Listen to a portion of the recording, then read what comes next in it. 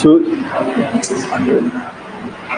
ये आपके पास delta formation, last time हमने डेल्टा ही किया था, डेल्टा का टॉपिक, इसके टाइप्स और कुछ एक इसकी डायग्राम्स भी हमने यहाँ पे बनाई थी, राइट। सो डेल्टा को यहाँ पे पढ़िए, स्क्रीन पे आपके पास यहाँ पे दे रखा है ऑप्शन, जो भी आपने चीजें लिखी थी वो यहाँ पे मेंशन है। गुड आफ्टरनून सभी को, गुड आफ्टरनून।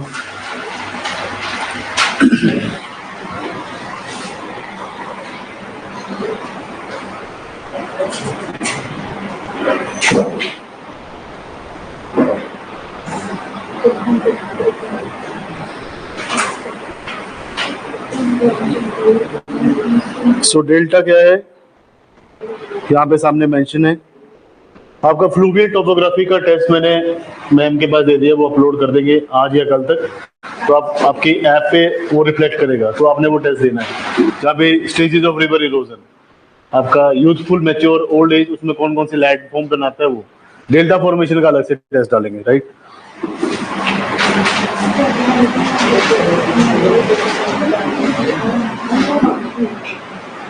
ठीक है, सो लास्ट में हमने डेल्टा किया था। डेल्टा के बारे में आपके पास यहाँ पे सामने इंफॉर्मेशन है आपकी स्क्रीन के ऊपर, उसे आप एक बार देख लो।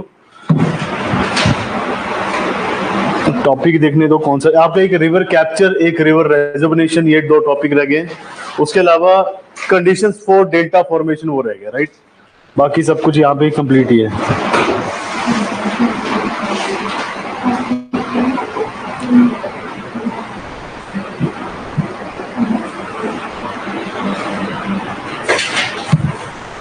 सरकार बोलती थी अंगूठा लगाना छोड़ देंगे, पर आपका फोन चलता है अंगूठे के साथ है ना, या फिंगर के साथ। अंगूठा छाप या उंगली छाप बना दिया है फोन ने, क्योंकि सेंसर ही वही है। अपने ही फोन हमारे से ही परमिशन मांग रहा होता है कि क्या मैं स्क्रीन को 30 मिनट तक ऑन कर सकता हूँ। फोन बोलता लगाओ अंगूठा, बिना अंगूठे के काम नहीं चलेगा। सो ये सब चीजें हैं अभी टेक्नोलॉजी के साथ साथ में। पहले हाथ गंदे होते थे, अभी हाथ गंदे नहीं होते, बस सेंसर के ऊपर क्लिक करिए। सो दिस इज डेल्टा फॉर्मेशन। और डेल्टा फॉर्मेशन में हमने देखा था कि डेल्टा एक कंप्लीटली डेपोजिशनल फीचर है। जितना हम आपको यहाँ पे लेक्चर नंबर में मेंशन कर देंगे, मैंने यहाँ पे टॉपिक सारे मेंशन कर दिए हैं। आज delta formation, condition for delta formation, river capture, river rejuvenation. जैसे ये कंप्लीट होता है आपका फ्लूवियल, उसके बाद फिर हमारा डेजर्ट एंड ग्लेशियल लैंडफॉर्म है, फिर सीधा एटमॉस्फेयर मतलब क्लाइमेटोलॉजी की तरफ बढ़ेंगे। तो यहाँ पे डेल्टा क्या है, डेल्टा इज अ होली और कंप्लीटली डेपोजिशनल फीचर, होली और completely depositional feature that is formed at the mouth of a river when river enters a sea or large water body such as Caspian Sea. Simple, ये कह रहे कि जो आपका delta है एक completely depositional feature है, जहाँ पे नदी बिल्कुल डिपॉजिट करती है अपने पूरे के पूरे मिनरल्स को या फिर अपने साथ में लाए हुए सेडिमेंट्स को। तो दिस इज टोटली और होली डेपोजिशनल फीचर। और ये बनता कहाँ पे, it is formed at the mouth of a river, जहाँ पे रिवर इज एंटरिंग दी सी या ओशन, वहां पे ये आपका डेल्टा बनता है। और ये वाटर बॉडी छोटी वाटर बॉडी नहीं होनी चाहिए, ये सी या ओशन होना चाहिए, जैसे कि Caspian sea, which is mostly triangular in shape and it is known as delta. ज्यादातर ये आपको ट्रायंगुलर शेप में देखने को मिलेगा। फॉर एग्जांपल आपने आगे इसके टाइप्स देखे तो वहां भी आप देखेंगे कि ट्रायंगुलर शेप का ही होता है। Very fine sediment it is carried by the river gets deposited when the river enters the sea. तो जितने भी छोटे छोटे कंकड़ पत्थर, जितने भी सेडिमेंट रिवर अपने साथ लेके आती है, उनको रिवर डिपॉजिट करती है जब ये रिवर सी के अंदर एंटर करने वाली है, समंदर के अंदर एंटर करने वाली है। As the speed of the river is very less, the river does not have any energy to remove these sediments. क्योंकि नदी की जो गति है, नदी की जो स्पीड है बहुत ही कम होती है, इसलिए रिवर जो है यहाँ पे इसके पास इतनी एनर्जी नहीं है कि इन सेडिमेंट्स को अपने साथ लेकर जाए। तो इसलिए नदी जो है इस पूरे के पूरे सेडिमेंट्स को वहीं पे ही रिमूव कर देती है, डिपॉजिट कर देती है। And hence the main river starts breaking into numerous channels known as distributaries and it gives rise to braided river channel. और जैसे ही नदी की स्पीड कम होती है, ये अलग अलग ब्रांचेस में बढ़ जाती है। पूरे की पूरी ब्रांचेस का एक ही काम है कि सारे के सारे सेगमेंट्स को, सारे के सारे सेडिमेंट लोड को छोड़ देना है, वहीं पे रिमूव कर देना है। और ये आगे चलकर छोटी छोटी डिस्ट्रीब्यूटरीज में, छोटी छोटी आपकी अलग अलग स्ट्रीम्स में डिवाइड हो जाती है, जिसको डिस्ट्रीब्यूटरीज कहते हैं। अब इसके कारण नदी जब बहुत सारे स्ट्रीम्स के थ्रू, बहुत सारे डिस्ट्रीब्यूटरीज की फॉर्म में बह रही है, उसको हम कहते हैं that is braided river channel, के रिवर का जो चैनल है वो ब्रेडेड हो चुका है। अब इसका मैं यहाँ पे ट्राई करता हूँ कि कुछ डायग्राम बने। For example if this is a main river, पहले ये मेन रिवर ऐसी चल रही थी, यहाँ पे है ये पिक्चर वैसे छोड़िए, इसे कहेंगे आप फॉर्मेशन ऑफ डेल्टा, राइट। ये कह रहे हैं कि पहले जो रिवर है उसका एक ही स्ट्रीम था, इसका एक ही चैनल था, ये एक ही रास्ते के थ्रू बह रही थी। बट अब क्या है, नदी की स्पीड बहुत ज्यादा कम हो चुकी है, सारे के सारे सेडिमेंट्स को डिपॉजिट कर रही है। नदी अब बहुत सारी अलग अलग डिस्ट्रीब्यूटरीज में बंटना शुरू हो जाएगी। नदी जो है बंटती जा रही है, अलग अलग डिस्ट्रीब्यूट होती जा रही है। तो इसके साथ जो इसको डिस्ट्रीब्यूट करने का काम कर रहा है वो अलग अलग टाइप की आपकी स्ट्रीम्स है। इन्हीं स्ट्रीम्स को हम कह रहे हैं दीज आर दी डिस्ट्रीब्यूटरीज, जितनी भी आपको यहाँ पे दिख रही है, 1 2 3 4 5 6 एंड 7, लगभग एक नदी की 7 डिस्ट्रीब्यूटरीज बन गई है। डिस्ट्रीब्यूटरी का काम क्या है, ये नदी को डिस्ट्रीब्यूट करती है, डिवाइड करती है अलग अलग आपकी अलग अलग चैनल्स में, छोटी छोटी चैनल्स में इसको डिवाइड कर देती है।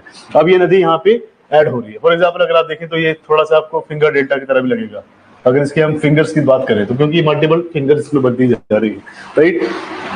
So this causes bars or islands of sediments to build in the middle of the main channel। तो इसके कारण बहुत सारे जो सेडिमेंट्स या आइलैंड्स बना रही है। फॉर एग्जांपल एक आइलैंड ये है, 2 3 4 5 6, ये 6 आइलैंड यहाँ पे बना रही है, क्योंकि नदी जो है अभी डिवाइड हो रही है। जो मेन आपकी मिडल मेन रिवर जो है वो मल्टीपल सब चैनल्स में डिवाइड हो रही है, और जो बीच में सेडिमेंट है वो इकट्ठा हो जा रहा है, उसके चारों तरफ से पानी जा रहा है। तो any type of land mass that is surrounded from all sides by water, उसको हम कहते हैं आइलैंड। तो ये आगे चलकर आइलैंड बना रही है। River spreads out and slow down and it approaches the sea. River जो है आगे आगे फैलती जा रही है, इसकी स्पीड कम होती जा रही है जैसे जैसे ये सी की तरफ अप्रोच कर रही है, जैसे जैसे पानी ये समंदर की तरफ बढ़ती जा रही है, जैसे जैसे समुद्र की तरफ जाती जा रही है आपकी रिवर, इसकी स्पीड कम हो रही है और ये और ज्यादा फैलती जा रही है। फैलने का मतलब क्या है कि multiple distributaries। Deposition is therefore encouraged as the hydraulic radius drops and the river becomes less efficient. The biggest sediments are dropped first and the finest farther away। ये कह रहे डेपोजिशन किस तरह से हो रहा है? डेपोजिशन इसलिए हो रहा है, रिवर ज्यादा डिपॉजिट इसलिए कर रही है सेडिमेंट्स को, क्यों? क्योंकि रिवर की जो स्पीड थी वो कम हो चुकी है। रिवर का जो हाइड्रोलिक एक्शन था इरोड करने का, वो भी अभी खत्म हो चुका क्योंकि स्पीड कम है। ऑल्सो अब ये नदी जो है बहुत कम एफिशिएंट है। एफिशिएंट होने का मतलब क्या है कि कम से कम सेडिमेंट अपने साथ ले जा सकती है। बड़े बड़े सेडिमेंट्स पीछे रह जाएंगे, जो बिल्कुल फाइन सेडिमेंट्स हैं वो रिवर बिल्कुल एंड पॉइंट पे छोड़ेगी, राइट। क्योंकि लिटिल टू लिटिल या फिर आप कह सकते हैं स्मॉलेस्ट ऑफ द स्मॉलेस्ट आपके जो मिनरल्स हैं या स्मॉलेस्ट ऑफ द स्मॉलेस्ट जो सेडिमेंट्स हैं वो रिवर के साथ फ्लो करेंगे, क्योंकि पानी इजिली इसको बहा सकता है। बट जो आपके बिगर सेडिमेंट्स हैं वो पीछे रह जाएंगे। So biggest sediments are dropped first and the finest farther away. तो फाइनेस्ट यहाँ पे ये जो आपके आइलैंड्स बन चुके हैं। सो दिस इज अ सी और अ लेक जहाँ पे ये एंटर कर रही है, and this is the layers of sediment build the delta out into the sea as topset foreset. Simple, ये जो नीचे का पार्ट है यही इस डेल्टा को मजबूत कर रहा है। So actual picture is this, ऐसा होता है डेल्टा, राइट।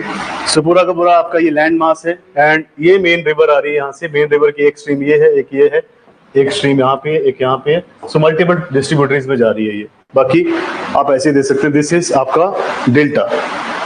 डेल्टा एक्चुअल में ऐसा दिखता है, क्योंकि एंड में अगर आप सामने देखेंगे तो there is a sea that is waiting for the river, कि नदी आएगी और इसमें मिल जाएगी आके। ये देखिए इस पूरा पूरा सेडिमेंट लोड है। ये भी जब ब्लू वाटर दिख रहा है, ये जो आपको व्हाइट कलर दिख रहा है, दिस इज सेडिमेंट, पूरा का पूरा रेत है ये, जिसे आप सेडिमेंट कह रहे हैं, राइट। ग्रेवल्स, ये भी एक आइलैंड है। दिस रीजन, ये जो आपको व्हाइट दिख रहा है ना, ये पूरा का पूरा एक रेतीला भाग है, राइट। इसके चारों तरफ पानी है। जो व्हाइट कलर में आपको दिख रहा है, दीज आर द सेडिमेंट। ये भी सेडिमेंट है, ये भी सेडिमेंट है। यहाँ पे आप वॉक कर सकते हैं, जैसे कि आपकी रेतीली मिट्टी होती है नियर टू मरीन बीच। सो ये पूरा का पूरा सेडिमेंट है। ये छोटे छोटे यहाँ पे टापू बन गए हैं, देखो ये छोटे छोटे आइलैंड्स हैं, इसके चारों तरफ पानी है, तो this is island. So these are the island that are formed by the river erosion या फिर डेल्टा फॉर्मेशन के कारण ये बनते हैं। इधर चलो भैया, नेक्स्ट ब्रेडेड रिवर चैनल जो आपने पढ़ा था, राइट। जहाँ पे आपने डायग्राम कैसी बनाई थी, ऐसी कि मेन रिवर आ रही है, फिर ये ऐसे ऐसे ऐसे ऐसे अलग अलग पार्ट्स में, और बीच में जो एरिया था जिसको हमने कहा था this is the land area, है ना। यहाँ पे रिवर ऐसे ऐसे दिस डायग्राम जिसको हमने कहा था this is the braided river channel, जहाँ पे ब्रेड्स बना रही है रिवर, बहुत सारे डिफरेंट टाइप के पार्ट्स बना रही है। तो this is braided river channel. ये ज्यादातर आपको ब्रह्मपुत्र में देखने को मिलेगा। Blue colour is the water और व्हाइट जितना भी दिख रहा है आपको, दिस इज आपका लैंड मास या फिर सेडिमेंट जिसको रिवर ने यहाँ पे डिपॉजिट कर दिया है। तो ब्रेडेड रिवर चैनल का यहाँ पे लिखा नहीं है। Main river is divided into many सब चैनल्स। जो मेन नदी है छोटी छोटी चैनल्स में डिवाइड हो जाती है, राइट। सो डेल्टा के बारे में हमने लिखा है यहाँ पे कि delta it varies in size and shape. Delta जो है साइज और शेप के आधार पर अलग अलग प्रकार के होते हैं। Basis of the basis of the size and shape there are 3 types of delta. So हर एक डेल्टा जो है उसमें आकार और उसकी शेप में, उसके आकार में और उसके साइज में फर्क होता है, और उन्हीं बेसिस के हम आधार पर हम 3 टाइप के यहाँ पे डेल्टास की बात करते हैं। पहला आपके पास था that is fan shape delta या फिर arcuate delta. Second was bird foot delta और द फिंगर डेल्टा। लास्ट था आपका एस्चुरी। तो अभी आपके पास है फैन शेप डेल्टा और arcuate delta. So it occurs when the river water is as dense as sea water, the river starts depositing huge amount of sediments and it starts breaking or bifurcating into an arc-like structure, जिसे हम कहते हैं fan shaped और arcuate delta. वही आपने इसको इस तरह से बनाया था आर्कवेट डेल्टा को कि मल्टीपल चैनल्स में सब आपकी जो है रिवर डिवाइड हो रही है। बीच में हमने यहाँ पे ऑरेंज कलर यूज किया कि this is the land mass. तो अभी अगर आप इसको उल्टा करके देख रहे हैं हॉरिजॉन्टल में, ये मैंने आपको वर्टिकल बनवाया था। सो अगेन यहाँ पे आपकी ये मेन रिवर चैनल आ रही है। It is divided into multiple सब पार्ट्स। अब इसके बीच में दिस रीजन जो मैंने शेड करवाया था, this is the land area. जो हो गया, आपने पिक्चर भी देखा, पिक्चर में भी सेम चीज है। सो ये डेल्टा तब बनता है जब नदी का पानी सी के पानी के बराबर डेंस हो, और नदी क्या करती है पूरे के पूरे अपने सेडिमेंट्स को, huge amount of sediment it will start depositing, और धीरे धीरे ये जो आपकी नदियां हैं ये छोटे छोटे पार्ट्स में डिवाइड होना शुरू हो जाती हैं, छोटे छोटे आर्क लाइक स्ट्रक्चर में डिवाइड होना शुरू होती, जिसी को हम कहते हैं that is fan shape delta या फिर आर्कवेट डेल्टा। नीचे का जो पार्ट है दिस इज आपका, दिस इज व्हाइट पार्ट जो है पूरा का पूरा, this is full shore line या फिर सिंपल कह सकते हैं समंदर का एरिया। और ये जो पीछे आपको थोड़ा सा ग्रे कलर में दिख रहा है, this is delta, this is delta, ये भी डेल्टा, ये भी delta, this is also delta. White colour simple यहाँ पे पानी है। These are the numerous आपकी व्हाइट कलर की डिस्ट्रीब्यूटरीज और जिसे हम कहते हैं सब चैनल्स, राइट। और ये शोर लाइन है। शोर लाइन मींस यहाँ से समंदर स्टार्ट हो रहा है। Example Nile delta, Ganga Brahmaputra delta, Indus delta, Godavari delta, yellow river delta, Kaveri delta, Rhine and Rhone river delta. These all are the examples of fan shaped delta या फिर isn't braided channel or figure delta somewhat same? Braided channel और figure delta लगभग same है, but braided channels आपके तब बनते हैं जब नदी किसी नॉर्मल लैंड एरिया में फ्लो कर रही है, बट यहाँ पे it is meeting the sea. यहाँ पे पानी समंदर से मिल रहा है, समुद्र से मिल रहा है, सी या किसी वाटर बॉडी से मिल रहा है, पर ब्रेडेड चैनल ब्रह्मपुत्र बनाती है लैंड के ऊपर, राइट। तो ये समंदर के पार्ट के, this is delta. Braided channel अलग है। ब्रेडेड चैनल का मतलब क्या है कि नदी मल्टीपल डिस्ट्रीब्यूटरीज में फ्लो कर रही है but on the land mass. But जब नदी मल्टीपल डिस्ट्रीब्यूटरीज में फ्लो कर रही है और एंड में जाकर समंदर में गिर रही है या फिर ड्रेन कर रही है इनटू वाटर बॉडी, तब उसको आप कहेंगे डेल्टा फॉर्मेशन। तो यहाँ पे डेल्टा की बात कर रहे हैं। नेक्स्ट है आपके पास, ये देखिए ऐसा ही डायग्राम बनाया था आपने लगभग, वो थोड़ा सा डिफरेंट था इससे। सो वर्ड फुट डेल्टा या फिर finger delta, it is formed when the river water is less dense than the sea water. ये तब बनता है जब रिवर का वाटर सी के वाटर से कम डेंस होता है। Therefore, river swiftly comes from slope and goes deeply inside the sea before starting to deposit. क्योंकि यहाँ पे नदी का पानी कम डेंस है तो नदी की स्पीड बढ़ जाएगी, नदी एक स्लोप से, एक ढलान से फ्लो करेगी और स्विफ्टली या फिर स्पीड के साथ सीधा के सीधा समुद्र में जाकर गिर जाएगी। अब नदी जो है कम यहाँ पे डिपॉजिट कर रही है, इसके कारण क्या है, there is several branches resembling the foot of a bird and hence it is known as foot of bird delta या फिर फिंगर डेल्टा। तो नदी यहाँ पे स्पीड से जा रही है एंड देन पहले एंटर कर जाएगी इनटू द सी, फिर उसके बाद ये अपना डेल्टा बनाएगी। This is bird foot delta या फिर फिंगर डेल्टा। नेक्स्ट है आपके पास estuaries. It is formed when the mouth of river is submerged into the sea or coastal water. It is an example of truncated या फिर cut delta, कुछ और नाम लिखा था आपने, ट्रंकेटेड के साथ क्या लिखा था आपने, देखिए ट्रंकेटेड डेल्टा और कंजेटर लिखा है। सो ये तब होता है जब नदी का जो माउथ है that is submerge into the sea, जैसे कि वेस्टर्न कोस्ट ऑफ इंडिया, वहां पे there is submerge coast line, तो वहां पे अगर आप देखेंगे तो ज्यादातर वहां पे एस्ट्री बनाती है, जैसे कि आपकी नर्मदा ताप्ती ये ज्यादातर एस्ट्री बनाती है, क्योंकि वहां पे जो आपकी कोस्ट लाइन है that is submerge under the sea, तो वहां पे आपका एस्ट्री बनता है। So this is example, estuaries where river meets the sea. Example Narmada and Tapi and Amazon, these are the rivers that are west flowing, और ये estuaries बनाती है क्योंकि कोस्ट लाइन यहाँ पे पहले से ही डूबी हुई है। So, अब इसको बताइए question, when you travel in Himalayas you will see the following things. पहला है deep gorge, U turn, river courses, parallel mountain ranges, steep gradient causing landslides. जब आप हिमालय में यात्रा करते हैं तो ये सब चीजें देखना संभव है। कौन कौन सी चीजें? गहरी खाई देखेंगे, डीप गॉर्ज देखेंगे क्योंकि ढलान है, steep, there is steep gradient, right. यहाँ पे यू टर्न रिवर कोर्सेज होंगे नहीं, यहाँ पे वी शेप की मिलेंगी, right. Parallel mountain ranges, maximum parallel ही हैं आपके।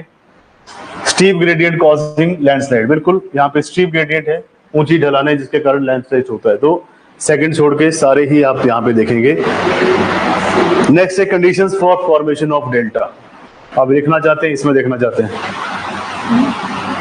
यू वांट टू राइट और जस्ट डिस्प्ले करना है यहाँ पे और समझ जाएंगे, लिखना है। तो आप लिखिए conditions for formation of delta.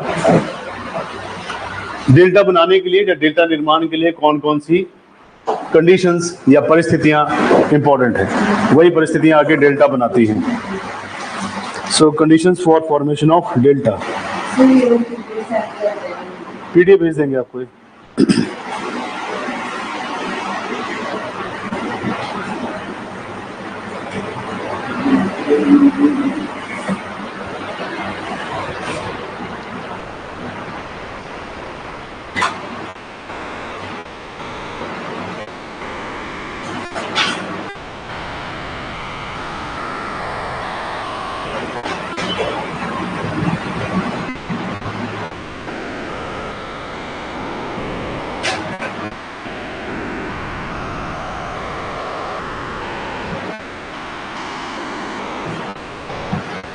So condition for formation of delta,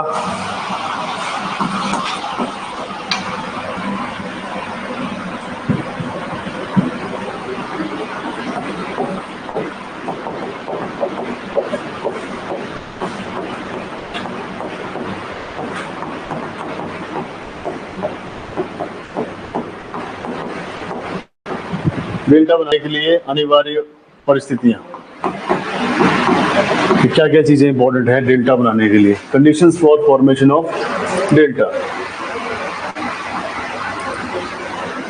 तो इसमें आप लिखिए देयर हैज टू बी, पहली बात सेडिमेंट होना चाहिए ना आपके पास, तो there has to be large supply of sediments, large supply of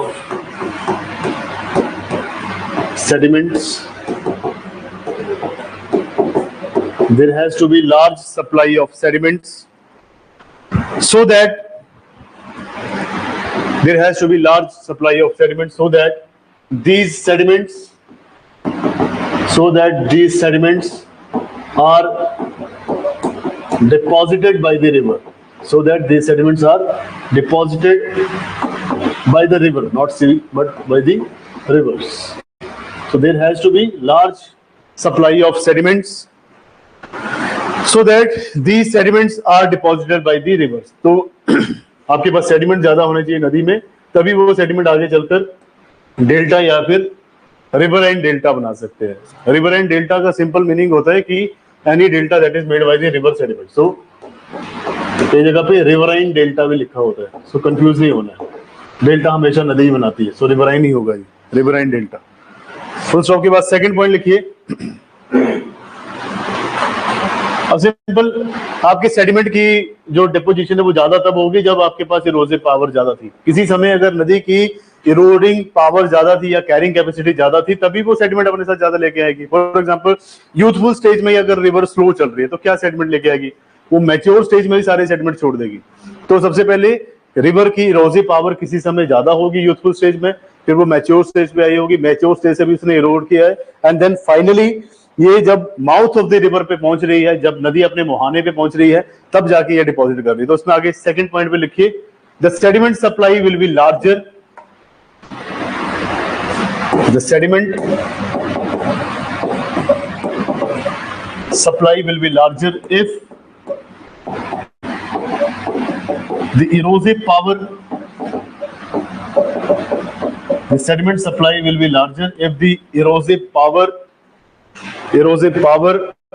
of river is greater, if the erosive power of river is greater, full stop. Since the Himalayan rivers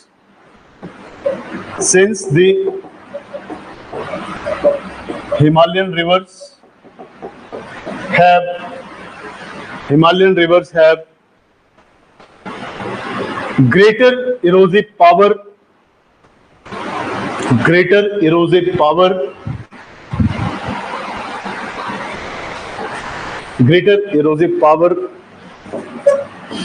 because of their origin in steep gradient, because of their origin in steep gradient या फिर high mountains, Himalayan rivers form, इसलिए Himalayan rivers form larger deltas. तो simple उन्होंने यही यहाँ पे अपनी तरफ से ओपिनियन रखा है कि क्योंकि सेडिमेंट ज्यादा होना चाहिए, large amount of supply of sediments leads to larger deltas, है ना। तो वैसे कह रहे हैं कि इनकी सेडिमेंट सप्लाई ज्यादा होने के लिए इरोसिव पावर ज्यादा होनी चाहिए, क्योंकि हिमालयन रिवर इनका ओरिजिन हाई माउंटेन्स में होता है, तो इनकी इरोसिव पावर ज्यादा होती है। इरोसिव पावर ज्यादा होने के कारण सेडिमेंट ज्यादा है, वही सेडिमेंट आगे चलकर एक लार्जर डेल्टा की फॉर्मेशन करता है। So that is why Himalayan reverse form larger deltas. Third point पे आइए, थर्ड में लिखिए, the larger the course of the river greater will be the supply of sediment. Larger the course of the river greater will be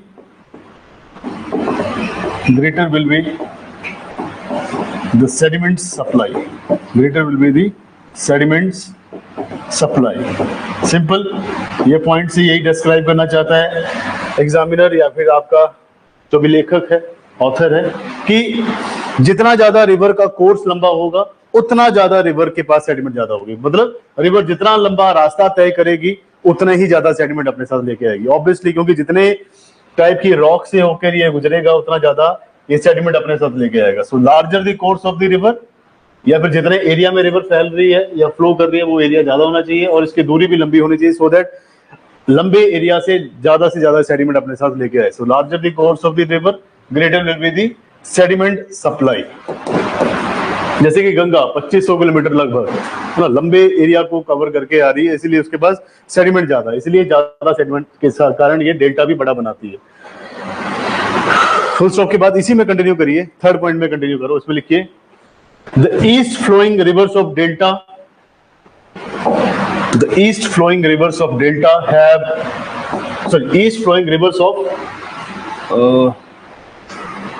east flowing rivers of India, simple.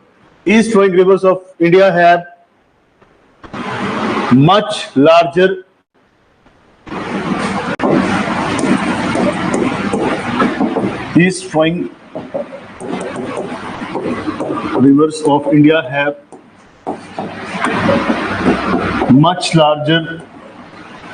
river course as comparison to west flowing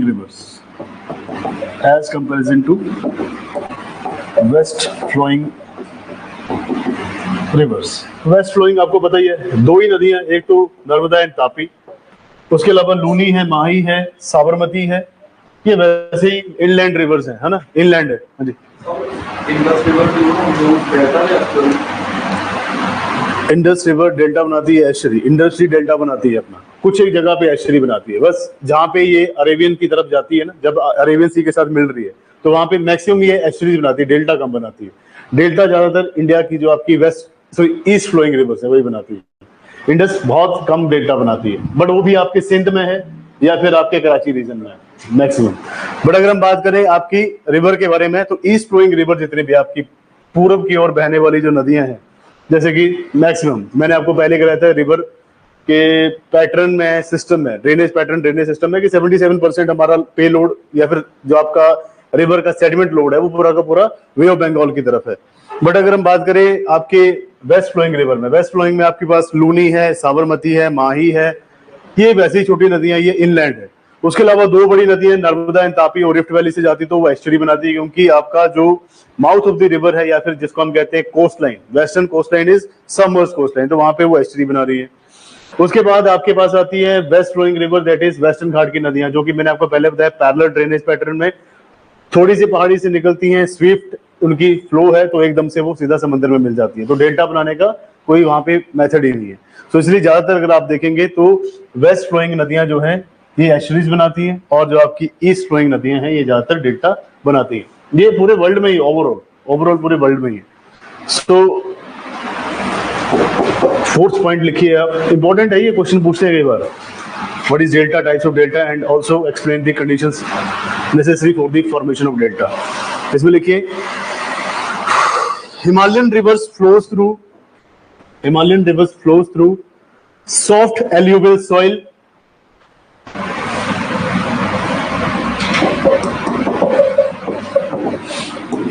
Himalayan rivers flows through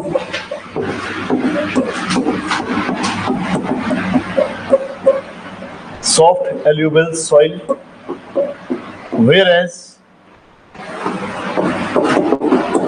peninsular rivers flows through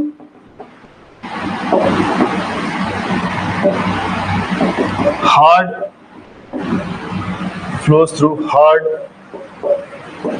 country rocks. So Himalayan rivers ये soft alluvial soil के through बहती हैं, और जो आपकी प्रायद्वीपीय भारत की नदियां हैं या फिर पेनिनसुलर रिवर जो है that flows through hard country rocks, full stop. Therefore Himalayan rivers have larger amount of sediments. Simple, जो रॉक्स बहुत हार्ड है उसके ऊपर फ्लो करेंगी, उसको इरोड करने में लगेंगे मिलियंस ऑफ ईयर, अगर आपकी नॉर्मल सॉफ्ट सॉइल है उसको तो आराम से बहा के ले जा सकती है, राइट। सो इसीलिए हिमालयन रिवर्स जो है इनका जो सेडिमेंट लोड है या फिर इनका जो डिपोजिशन है वो ज्यादा है as comparison to peninsular reverse.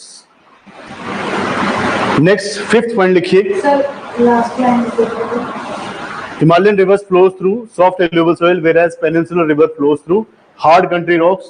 Therefore, Himalayan rivers have larger amount of sediments.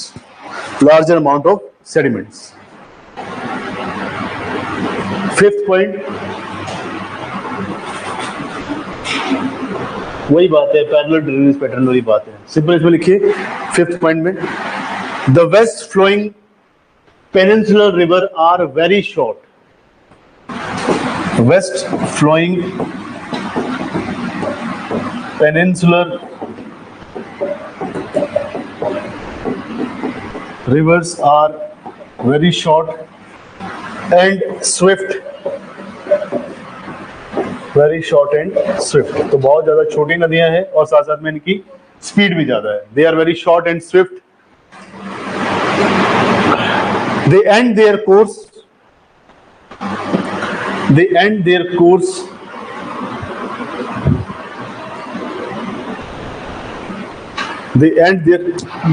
very easily.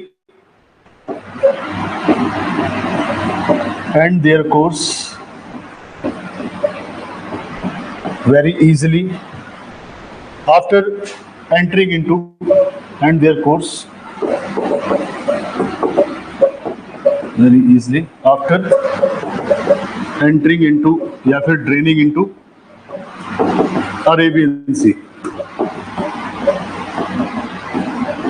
तो ये पेलोड साथ में लेके जा ही नहीं सकती क्योंकि इनकी स्पीड ज्यादा है, शॉर्ट नदियां हैं और सीधे समंदर में चली जाती है, अरेबियन सी में, अरब सागर में जाकर डूब जाती हैं। सो इसलिए ये ज्यादा डेल्टा एस्चुरी ऐसी कोई फॉर्मेशन नहीं करती, राइट।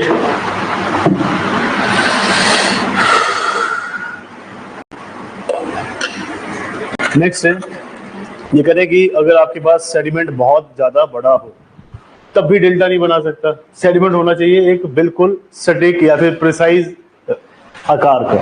अगर बहुत बड़े बड़े आपके पास सेडिमेंट्स हैं, बहुत बड़े बड़े माउल्डर्स हैं, रॉक्स हैं, तो वो डेल्टा नहीं बनाएंगे, राइट। वो एक खड बना देंगे, सिंपल है ना, क्योंकि उससे क्या बनेगा आपका, खड को कुछ और कहते हैं, कुछ कहते हैं, उसका नाम भूल रहा हूं मैं, बट सिंपल आप समझिए कि वो प्रॉपर डेल्टा नहीं बनाएगा। Delta should be plain area, है ना, आइलैंड टाइप एरिया, राइट। वहां पे बड़ी बड़ी रॉक्स नहीं होनी चाहिए क्योंकि उससे भी इरोजन होगा। बट ये डेल्टा एंड पे बनता है इसलिए क्योंकि वहां पे बड़ी रॉक्स हो ही नहीं सकती।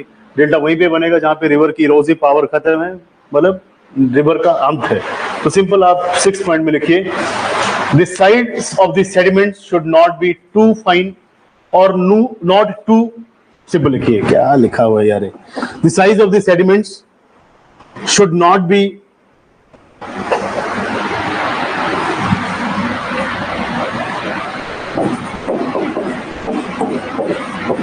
size of sediments should not be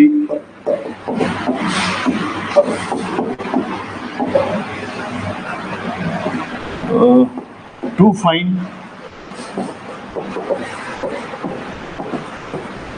too small or too large। ये भी कंडीशन है कि सेडिमेंट या तो बहुत ही छोटे भी नहीं होने चाहिए, मीडियम साइज के भी नहीं होने चाहिए, छोटे आकार के भी नहीं होने चाहिए, right. Because very fine sediments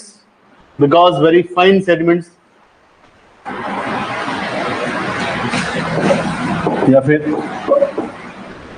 to fine sediments, it will be blown away by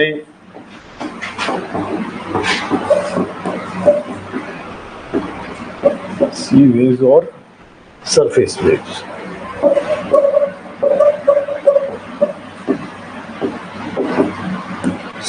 बहुत छोटे साइज के होंगे तो हवा से ही या समुद्र की लहरों से ही ये उड़ा कर लिए जाएंगे, राइट। मतलब ये वहां पे टिकेंगे नहीं। डेल्टा बनने के लिए क्या है, दे शुड बी डिपॉजिटेड। ऐसा नहीं कि नदी में ही बहकर चले जाएं या समुद्र में बहकर चले जाएं या हवा से उड़कर चले जाएं। तो अगर बहुत छोटा आकार होगा, that these will be blown up by the surface या फिर sea waves, right. And also tides TIDES,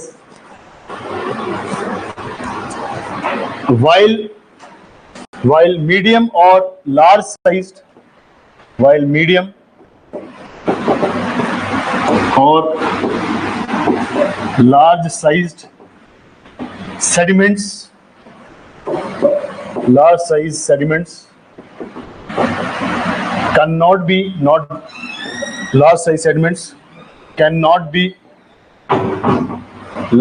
sediments cannot be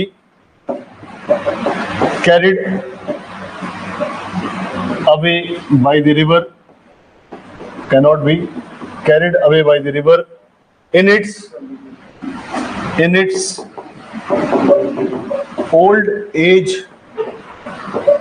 या ब्रैकेट में लिखिए लोअर कोर्स। तो पहले में लिखा कि बहुत ही अगर महीन आपके सेडिमेंट्स हैं तो हवा से या फिर टाइड से या फिर सी सरफेस की लहरों से उसको इजीली वो बहा कर ले जाएगा, तो वो डिपोजिशन नहीं कर पाएगा। अगर मीडियम साइज है और लार्ज साइज के सेडिमेंट है तो नदी का, क्योंकि ये लास्ट स्टेज है, ओल्ड एज है या लोअर कोर्स है, तो नदी इनको कैरी नहीं कर सकती। तो इसलिए ज्यादा महीन साइज भी होना चाहिए, ज्यादा मध्यम या फिर बड़ा साइज भी नहीं होना चाहिए सेडिमेंट्स का। ये भी इसमें एक कंडीशन है। रेता, सिंपल रेता चाहिए इसको, है ना, जिसको इजीली ये बहा कर ले जा सके। कितने 6 पॉइंट हो गए। 7th point,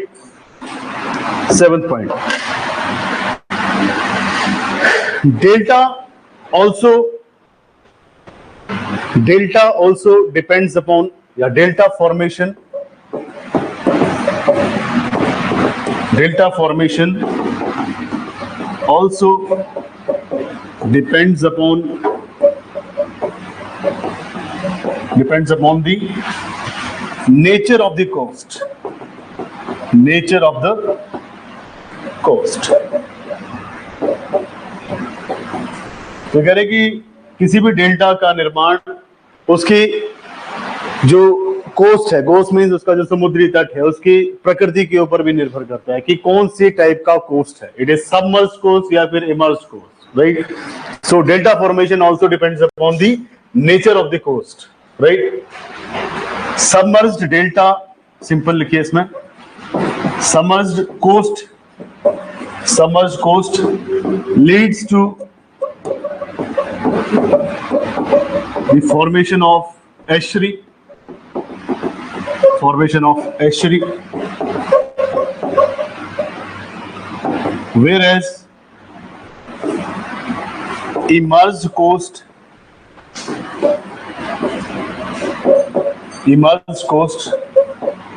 leads to the formation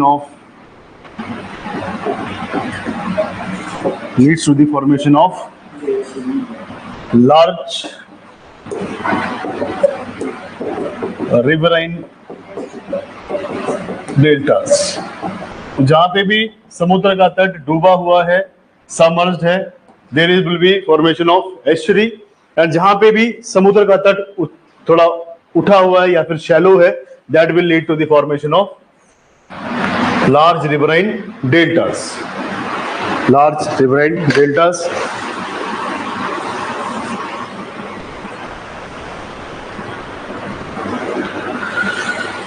अब लिखिए in the context of India, Bharat के बारे में लिखना भी. आपने तो ये सिंपल चीज लिख दी कि जहां पे समुद्र का तट डूबा हुआ है वहां पे एस्चुरी बनेगी, जहां पे इमर्ज्ड है वहां पे एक टाइप से लार्ज साइज डेल्टा बनेगा, जिसको आप लार्ज रिवराइन डेल्टा भी कहते हैं. अब लिखिए in the context of India, Bharat के संदर्भ में. इन द कॉन्टेक्स्ट ऑफ इंडिया, ऐसे नोट लगा के यहां से शुरू करिए. Next line. In the context of India, south west monsoon winds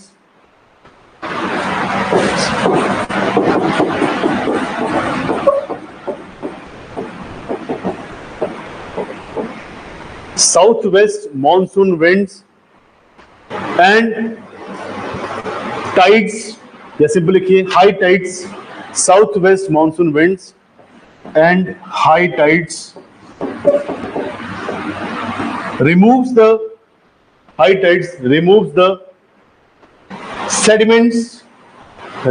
sediments which are brought by the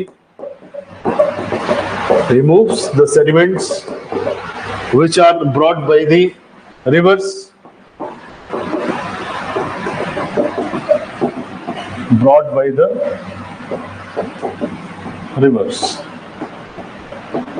एक पॉइंट ये भी है कि जो आपका वेस्टर्न कोस्ट ऑफ इंडिया है वहां पे there is presence of south west monsoon. जब south west monsoon western coast of India को हिट करता है तो वहां पे हाई टाइड आता है, ज्वार भाटा आता है, उच्चतम वहां पे एक टाइप से ज्वार भाटा आता है. और ये हाई टाइड की जो आपकी लहरें हैं, पूरे के पूरे सेडिमेंट, जो थोड़े बहुत सेडिमेंट रिवर लेके भी आई है, उसको रिमूव कर देता है. आगे लिखिए on the other hand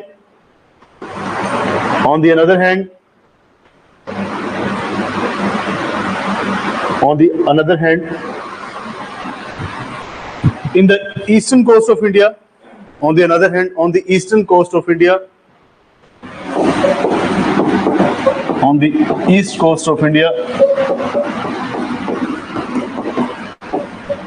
due to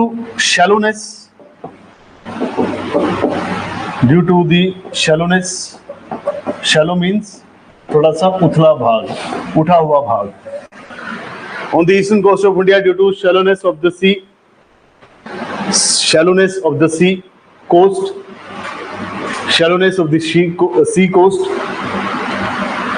river sediments do not dissolve into the sea. rivers sediments do not dissolve into the sea completely, leading to the formation of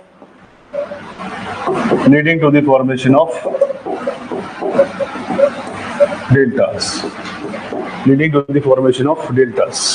तो यहाँ पे थोड़ा सा उथला हुआ भाग है, तो सूर्य सिंपल जो आपकी समुद्र की लहरें हैं वो सीधा तट के ऊपर अटैक नहीं करती, राइट, वो सीधी आपके लैंड मास के ऊपर नहीं आती। बट दूसरी साइड पे सबमर्ज है तो हाई टाइड आता है तो सारी की सारी जितनी भी मिट्टी है, जितना भी सेडिमेंट है वो सारा बहाकर ले जाता है। तो इसलिए यहाँ पे अगर आप देखेंगे तो ईस्टर्न कोस्ट पे ज्यादा आपके पास सेडिमेंट अवेलेबल रहते हैं जो कि डेल्टा बनाते हैं, जबकि दूसरी साइड पे अगर हम देखें तो डेल्टा कम बनता है क्योंकि there is high riverine erosion या फिर आप कह सकते हैं सी इरोजन, राइट। ओहो बहुत सारे पॉइंट्स हैं यार। नेक्स्ट लिखिए 8th point, geological stability. Next is 8th point, total है ये 9। नेक्स्ट देखिए 8th पॉइंट है geological stability. Geological stability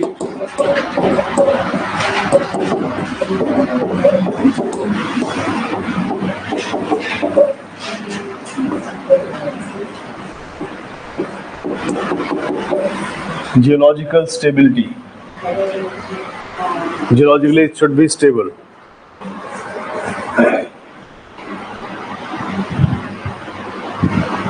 point वही है कि एक सबमर्ज्ड है, एक इमर्ज्ड है। इमर्ज्ड इसलिए क्योंकि वहां पे जो आपके पास रॉक्स हैं दैट आर वेरी हार्ड, है ना, तो हर दिन वहां पे समुद्र की लहरें आती है, नदी भी फ्लो करती है, बट उसकी जो आपकी रॉक्स हैं दैट आर वेरी स्टेबल, इसलिए वो इरोड नहीं होती। अगर वो इरोड हो जाती तो दूसरा पार्ट जो आपका ईस्टर्न कोस्ट ऑफ इंडिया वो भी डूब जाता और दोनों साइड पे डेल्टा बनता। बट क्योंकि वहां पे जो रॉक्स हैं दैट आर जियोलॉजिकली स्टेबल, क्योंकि इनकी जो जियोलॉजिकल स्टेबिलिटी है वो ज्यादा है ना, इनको तोड़ नहीं सकती ये समंदर की लहरें या फिर पानी की बौछारें, तो इसलिए ये जो आपका एरिया है this is geologically stable and that is why it is shallow, और शैलोनेस के कारण ये डेल्टा बन रहा है। कहानी वही है। लिखिए the regions having delta should experience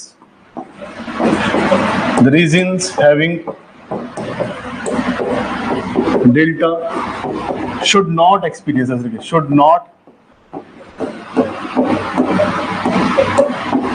not experience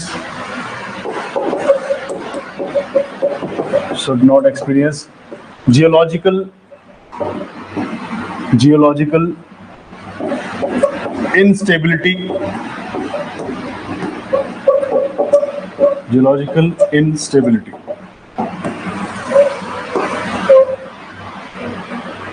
example eastern coast of India. Simple लिखिए example eastern coast of India, मतलब ये इनस्टेबल नहीं होना चाहिए कि 10 सालों में ही पूरा का पूरा कोस्ट लाइन खत्म हो गया, ये भी डूब गया, वहां भी डूब गया, दोनों साइड से भी डेल्टा बन रहा है। सो ज्यादातर यहाँ पे जहां पे भी डेल्टा बन रहा है इसके आसपास का जो एरिया है that should be geologically stable, not instable. 9th point पे आइए आप।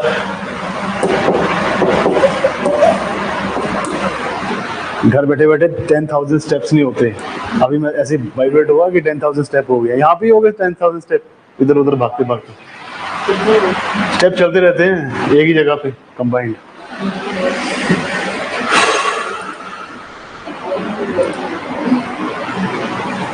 फ्रोजन बाजुएं, फ्रोजन गोडे, यही है असली निशानी टीचर की है। नेक्स्ट लिखिए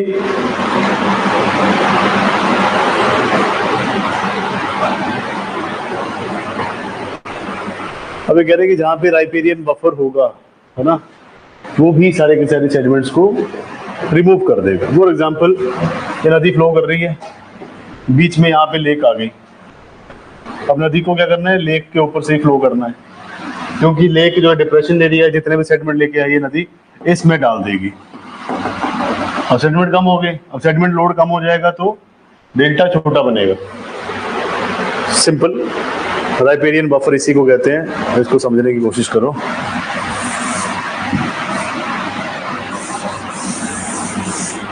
मान लीजिए कि झेलम आ रही है ऐसे, बंदरपुछ आपका एक ग्लेशियर है, वहां से नीचे आके यहाँ पे एक लेक है, दैट इज आपका वुलर लेक।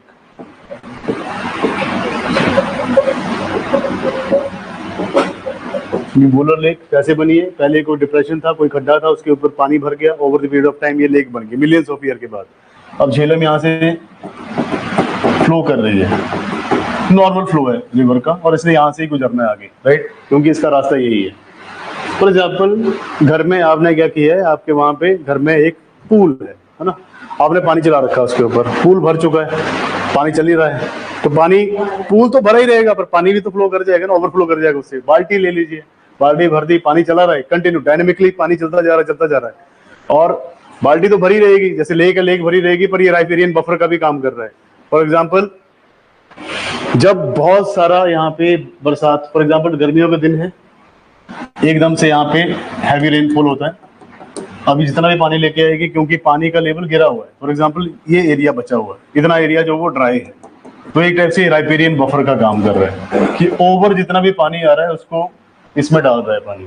अब नीचे वाला जो आपका एरिया है उसको तो पानी कम आएगा, वहां पे बाढ़ कम आएगी। जैसे डैम जो है वो भी एक राइपेरियन बफर है, whenever there is a high flood आप क्या करते हैं, पानी रोक लेते हैं, जब पानी ओवर लिमिट कर जाता तब आप एक आधा गेट खोलते, फिर भी आप कंट्रोल कर लेते हैं, थोड़ा थोड़ा करके पानी छोड़ते हैं, तो एक टाइप से राइपेरियन बफर का काम करता है। जितना भी इसमें ये खाली एरिया है, जब भी फ्लड आएगा, फ्लड के कारण ये राइपेरियन बफर का काम करेगा, पूरे के पूरे एक्स्ट्रा पानी को अपने अंदर अब संभाल लेगा, राइट। उसके बाद थोड़ा थोड़ा रिवर का फ्लो कम हो जाएगा, राइट। तो इसी तरह से हमने क्या कर रखा है, जब ओवरफ्लो होता है तो उस टाइम पे हम गेट खोल कर देते हैं, और बट जो पीछे आपने डैम के पीछे जो आपने रिजर्वॉयर बना रखा है, जिसको आप पोंग डैम की लेक कहते हैं, या फिर जिसे आप गोविंद सागर महाराणा प्रताप लेक कहते हैं, वही लेक्स जो हैं आगे चलकर आपकी राइपेरियन बफर का काम करती है। जब पहाड़ों में there is heavy flow of water, उस पानी को फिर यहाँ पे कंट्रोल करके रखेंगे, क्योंकि गर्मी के टाइम पे क्या है, वाटर लेवल वैसे ही डाउन होता है, तो एक्स्ट्रा पानी जो है उसको आप यहाँ पे कंट्रोल कर लेते हैं, दैट इज राइपेरियन बफर, मतलब बचाने का काम कर रहा है।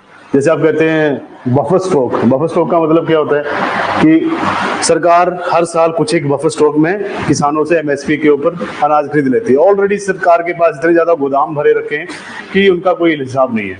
वो गवर्नमेंट क्यों बचा के रखती है? सो दैट कभी कोई आपदा आ जाए तो वो अनाज लोगों को राहत राशि के थ्रू में दिया जाए।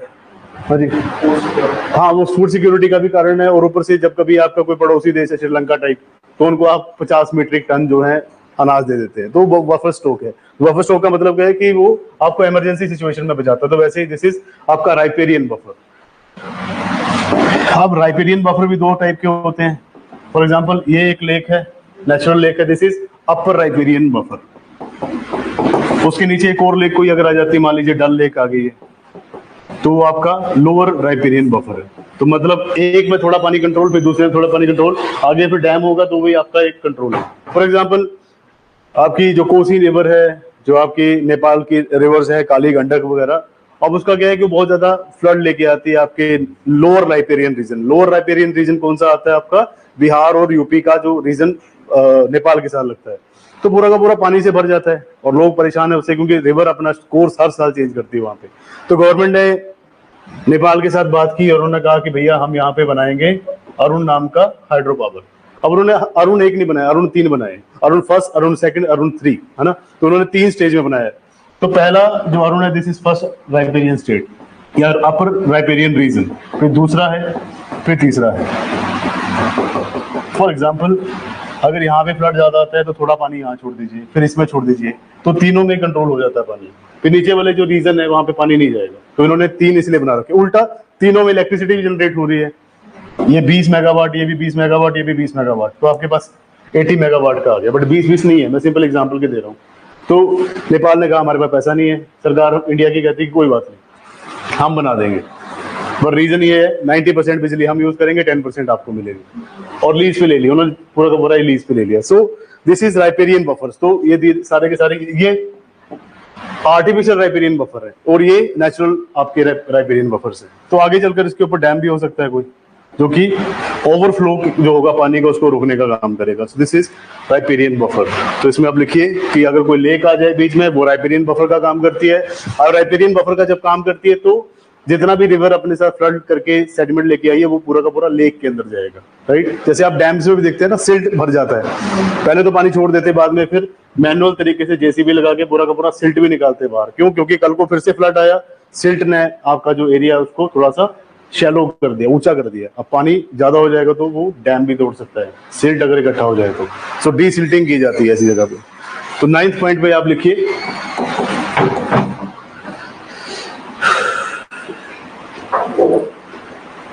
सर फिर डेल्टा का सेडिमेंट होता क्या है? क्योंकि सेडिमेंट ना तो स्मॉल होना चाहिए, ना लार्ज होना चाहिए, ना मीडियम होना चाहिए। बिल्कुल ये सैंड जैसा होता है, रेत देखिए, रेत जैसा होता है बिल्कुल। आप कह सकते हैं कि ना ये ना ज्यादा महीन होना चाहिए, ना ज्यादा बड़ा होना चाहिए, बिल्कुल एक साइज है इसका मेंटेन उसके आकार का होना चाहिए। अब मैं एमएम नहीं बता सकता ना कि कितने एमएम का है, बट सिंपल समझिए कि ये बिल्कुल एक निश्चित अमाउंट है उसका ही बन सकता है। तो 9th पॉइंट में आप लिखिए, the presence of riparian buffers such as large lakes, the presence of riparian buffers such as large lakes, the presence of riparian buffers such as large lake will filter off,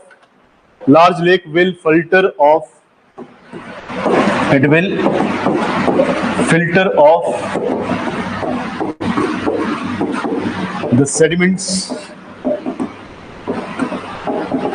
brought by the rivers,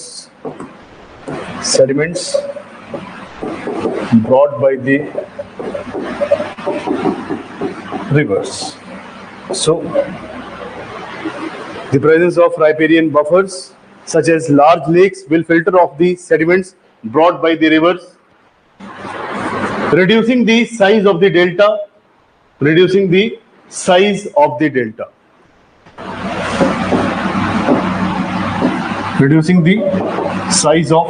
deltas. For example, peninsular rivers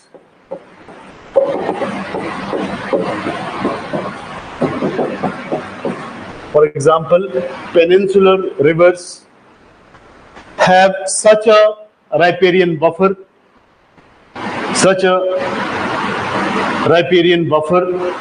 for example Chilika lake, Pulicat lake, यहाँ पे बहुत सारी lakes हैं ऐसी। And third है Kolleru lake.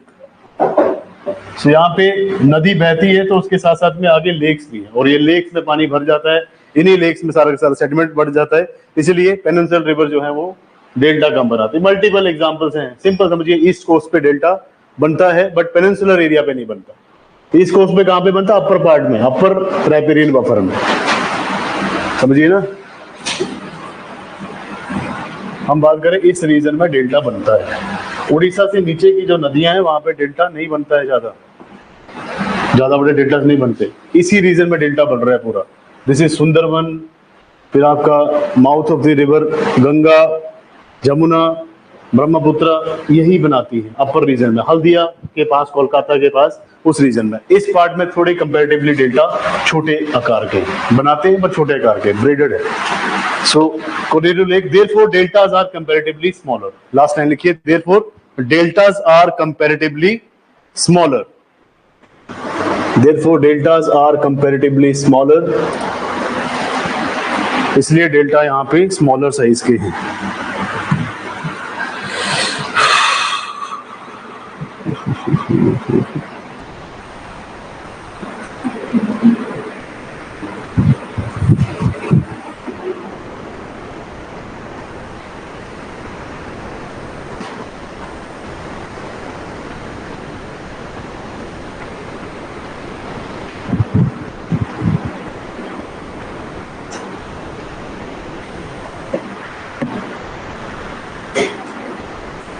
सो आपके पास अभी दो टॉपिक और हैं, that is river capture and दूसरा आपके पास रिवर रेजिबिनेशन।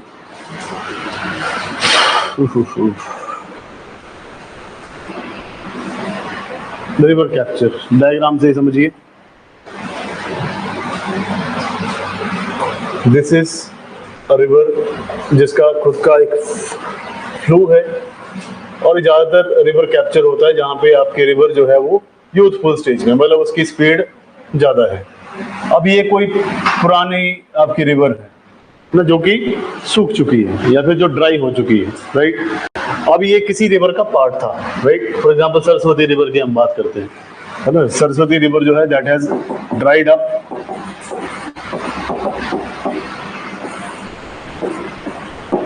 सरस्वती रिवर, सो ये ड्राई हो चुकी है। But over the period of time ये जो बहुत फास्ट रिवर है ना, fast flowing river, it will take the area of this river, क्योंकि ये डिप्रेशन एरिया है। फॉर एग्जाम्पल एक सूखी नदी का एरिया है, मतलब डिप्रेशन एरिया है। अब जब पानी का फ्लो ज्यादा होगा तो समय के बाद क्या है कि ये पानी इस साइड को भी आएगा। अब ये पानी जब इस साइड को आना शुरू हुआ तो इरोजन भी करेगा।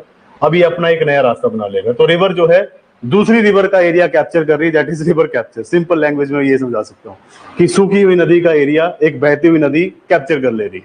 नेचुरल प्रोसेस है इसमें, नहीं कि आपने यहाँ पे जेसीबी से रास्ता बनाया है उसके थ्रू रिवर जा रही है। तो उसने क्या कर रखा है, जो ओरिजिनल रिवर का रास्ता था किसी और का, उसको इसने कैप्चर कर लिया। अब ये इस तरह से बहना शुरू कर दे रही है, that is river capture.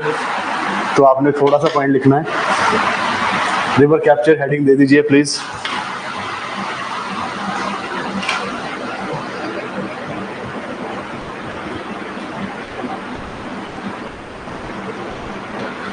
So, river capture, it is a natural process.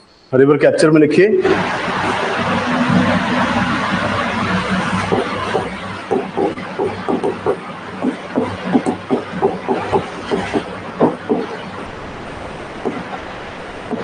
it is a natural process which is more active in the youthful stage. It is a natural process which is more active in the youthful stage, which is more active in the youthful stage of valley development.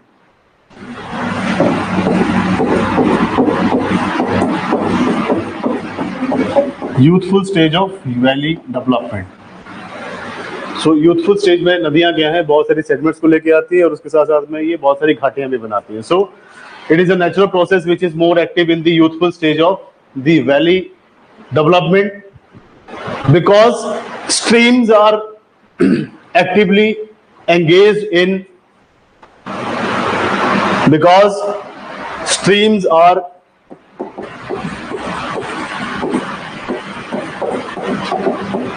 actively engaged in headward मतलब vertical erosion, simple, because streams are engaged in headward, ऐसे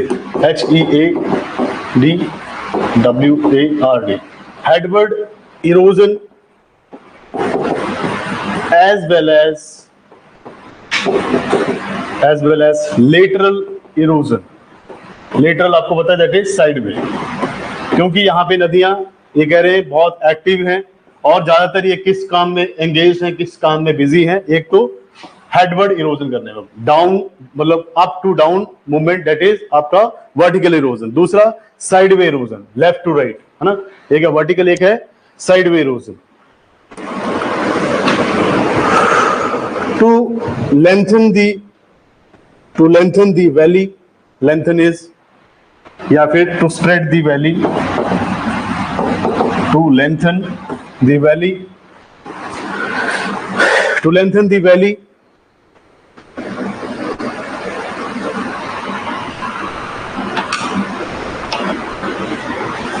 full stop. The stronger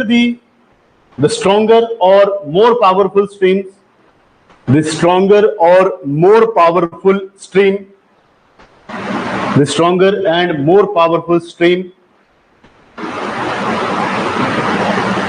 stronger and more powerful stream captures the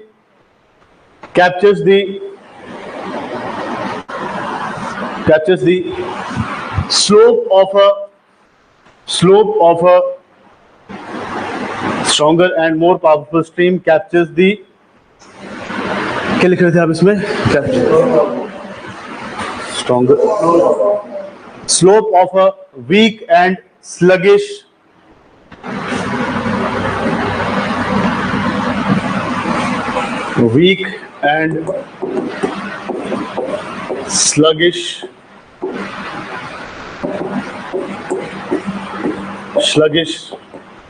stream is known as river capture. तो जब एक strong river stream छोटी stream का रास्ता या फिर उसका कोर्स एक्वायर कर लेती है तो उसी को हम कहते हैं रिवर कैप्चर. पानी पानी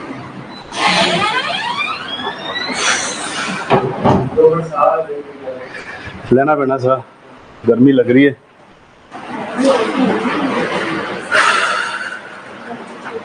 कई बार तो ब्लैकआउट हो जाता है बोल बोल के, ऐसा होता है आंखों में अंधेरा, कैसे देखता हूँ कि ठीक है चल रहा है काम. गर्मी में ज्यादा होता है.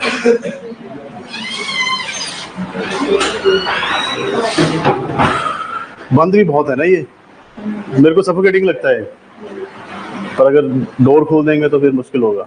जैसे कोई विंडो होती है ना एग्जॉस्ट होता, बाहर से कभी आओगे ना तो आपको लगेगा ऐसे. नहीं थैंक यू.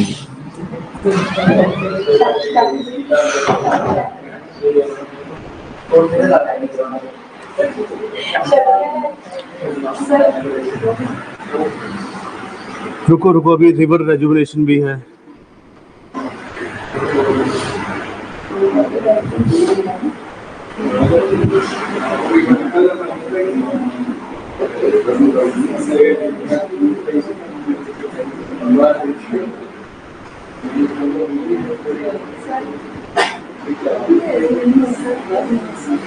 एक मिनट. हाँ जी बोलो. हाँ जी. I had already arranged my classes and other institute for more support from your side.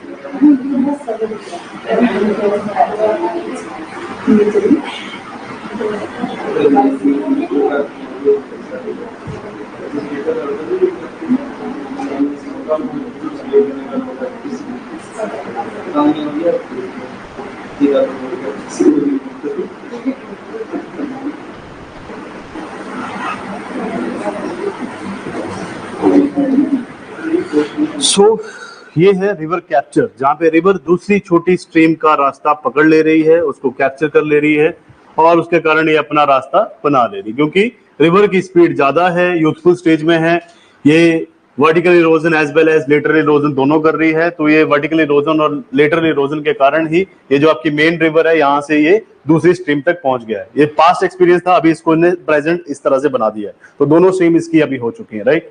तो यहाँ पे वीक जो आपकी स्ट्रीम है वो स्ट्रॉन्ग स्ट्रीम जो है वो वीक स्ट्रीम को भी यहाँ पे कैप्चर कर ले रही है, उसको एक्वायर कर ले रही है. Simple river, that is river capture. और ये यूथफुल स्टेज में होता है, हमेशा इसको याद रखिए. एग्जाम में क्वेश्चन आपसे ऐसे पूछा जाता है कि a process where strong river with headway erosion and lateral erosion captures the stream of another river, also known as river capture. It occurs in youthful stage, mature stage या फिर old age. पूरा ही पूछेगा आपसे, सब कुछ बता के. Friend में पूछेगा कि कौन सी स्टेज में होता है, यूथफुल स्टेज में होता है, मैच्योर में होता है या फिर ओल्ड एज में होता है. तो हमेशा याद रखिए कि यूथफुल स्टेज में होता है. बाकी आपको पता ही है सब कि क्यों कर रही है रिवर. और एग्जाम्पल कई बार ऐसे हो सकते हैं कि हिमालयन रिवर कैप्चर करती है, प्लेटो की रिवर कैप्चर करती है ना. तो उसमें आपने याद रखना कि हिमालय नहीं करती है.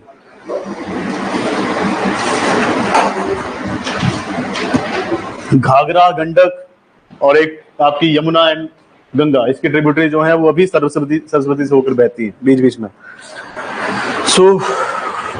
सरस्वती तो वैसे भी यहाँ से एक्सटिंक्ट हो चुकी है, विलुप्त हो चुकी है.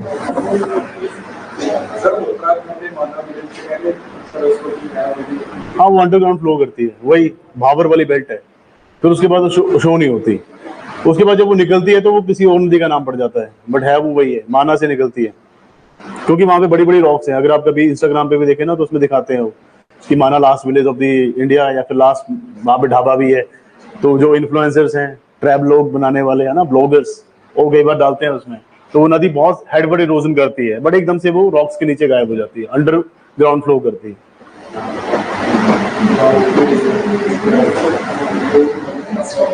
नेक्स्ट है जी रिवर रेजुविनेशन. एक तो सूखी हुई नदी को दूसरी नदी कैप्चर कर रही है, दैट इज रिवर आपका कैप्चर। और अगर मान लीजिए इसके नियर बाय कोई ऐसी रिवर है ही नहीं जिसकी यूथफुल स्टेज में है या जिसकी कैपेसिटी ज्यादा है, जिसकी पे लोड कैपेसिटी ज्यादा है, तो फिर क्या होगा, फिर ये नदी सूखी रहेगी, तो उसको रेजुवनेट करना है। या फिर ऐसी नदियां जो कि जिनका फ्लो ऑफ वाटर ज्यादा था, जिनका फ्रेश वाटर का फ्लो ज्यादा था, या फिर जिनका पानी का लेवल ज्यादा था, वो धीरे धीरे ड्राई होता जाता है, राइट, उसका पानी का लेवल कम होता जाता है। फॉर एग्जाम्पल मान लीजिए आपके यहाँ पे ब्यास नदी जो है वो 50 मीटर की उसका जो है वाटर लेवल है, मतलब रिवर बेड से लेके 50 मीटर हाइट तक वो पूरा का पूरा पानी का लेवल है। But over the period of time वो पानी का लेवल जो है 50 से 40 होता है, 40 से 30 होता है, 30 से वो 20 मीटर रह जाता है। तो उससे क्या है, उससे पता लग जाता है, उससे आशंका लगाई जा सकती है, उससे आप एस्टिमेशन लगा सकते हैं कि आने वाले टाइम में ये नदी का पानी सूख जाएगा और ये बिल्कुल ड्राई रिवर हो जाएगी। तो इसीलिए ऐसी नदी जो कि सूख सकती है आने वाले टाइम में, मल्टीपल रीजंस हैं। आप उसमें से सिल्ट निकाल रहे हैं, राइट, उसमें से आप बहुत सारी एक्टिविटीज ऐसी कर रहे हैं, कचरा फेंक रहे हैं, राइट, कि नदी के बेड में रेता बजरी कम है पर कचरा ज्यादा है, राइट, वहां पे माइनिंग की जा रही है। या फिर उस एरिया में आप देख रहे हैं कि मल्टीपल टाइप के आप जो है केमिकल्स डाल रहे हैं, जैसे नदी के नीचे जितने फाइटोप्लैंक्टन से सारे के सारे खत्म हो जा रहे हैं, जितने भी फिशेज है सब खत्म हो जा रही है, जैसे कि गंगा के ऊपर है, इसलिए नमामि गंगे करके प्रोग्राम चलाइए, है ना। पहला इलेक्शन तो जीते इस चक्कर में थे, नमामि गंगे प्रोग्राम 12,000 करोड़, अभी नहीं हुआ साहब, कुंभ में फिर गंदा हुआ, है ना। अभी आप देखेंगे दिल्ली में इलेक्शन हुए, उसके बाद यमुना की रेजुवनेशन की बात कर रहे हैं कि यमुना को फिर से हम रेजुवनेट कर देंगे, पुनर्जीवित करना, मतलब उसका जीवन दान देना उसको, नदी को दोबारा, दैट इज आपका रेजुवनेशन। सो आप इसमें लिखिए river rejuvenation, river rejuvenation.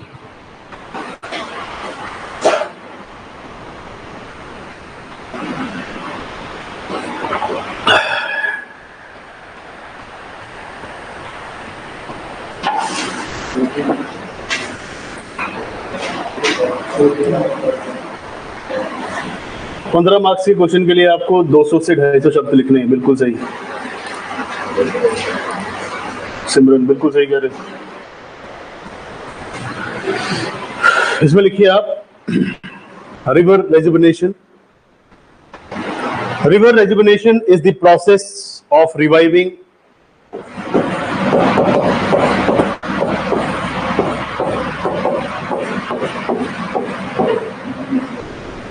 river rejuvenation is the process of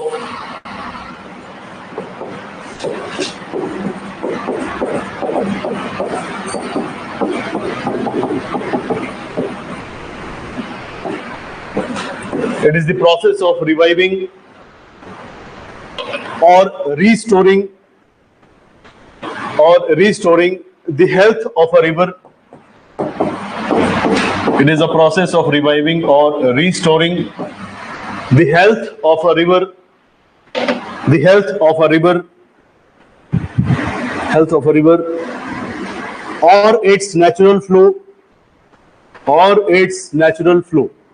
So ये प्रोसेस है जहां पे हम नदी को रिवाइव करना चाहते हैं, रिस्टोर करना चाहते हैं उसकी हेल्थ को, या फिर natural flow of a river that has been damaged due to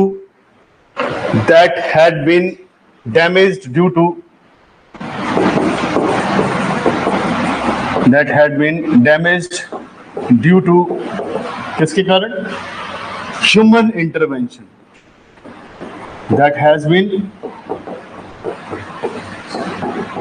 damaged due to human intervention such as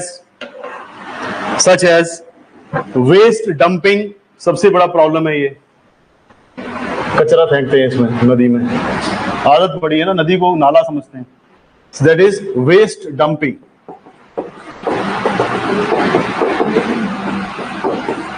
live देख सकते हैं आप, कभी हरिद्वार जाइए, नीर भाई जितने भी घर हैं कूड़ा लेते हैं, ऐसा घुमाते हैं और सीधा नदी में फेंकते हैं। हाँ सच में, थैली लेंगे उसको ऐसा गांठ मारेंगे, ऐसा शक्तिमान की तरह घुमाएंगे और सीधा नाले में फेंकेंगे। मैंने अपने सामने देखा है ये चीज।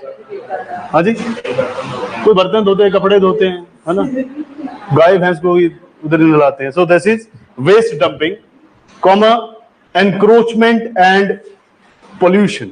एनक्रोचमेंट मतलब अधिग्रहण कर लेना, मतलब सरकार की जमीन है नदी, उसमें ही आपने बीचों बीच टापू के ऊपर घर बना लिया near by. So encroachment and pollution. So these are the major causes that damage the river course and that leads to death of a river. Full stop. The process involves removing pollutants. अब rejuvenation में हम क्या करते हैं river के? The process involves removing pollutants,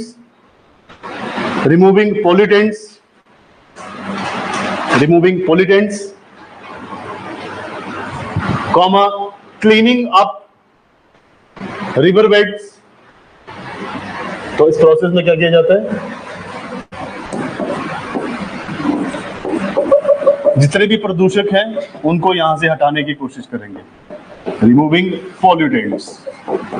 दूसरा क्या था? क्लियरिंग या क्लीनिंग? क्लियरिंग और क्लीनिंग अप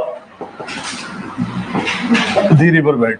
अब रिवर बेड के ऊपर कई बार आप देखेंगे, फॉर एग्जांपल आप जब एग्जांपल दे सरोवर का, गुरुद्वारा साहब में सरोवर होता है ना, उसको हर बार साफ किया जाता है क्योंकि उसमें सिल्ट आ जाता है.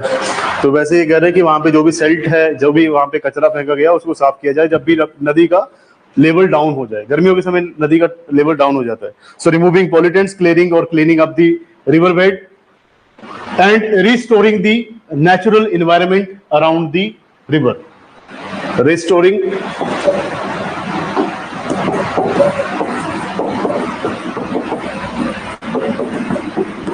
the natural environment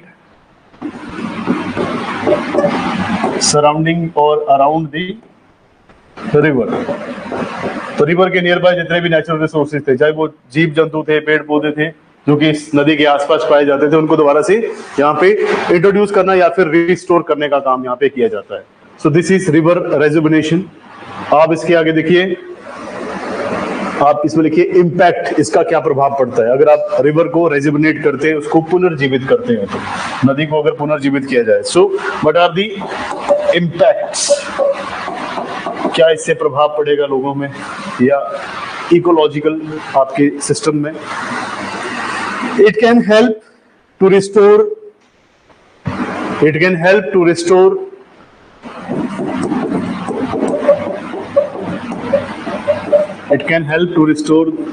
the habitats of plants and animals. It can help to restore the natural habitats of plants and animals. Promote biodiversity.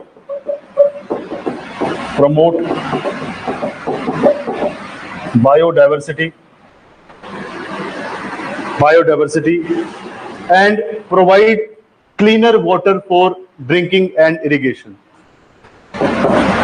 And provide cleaner water for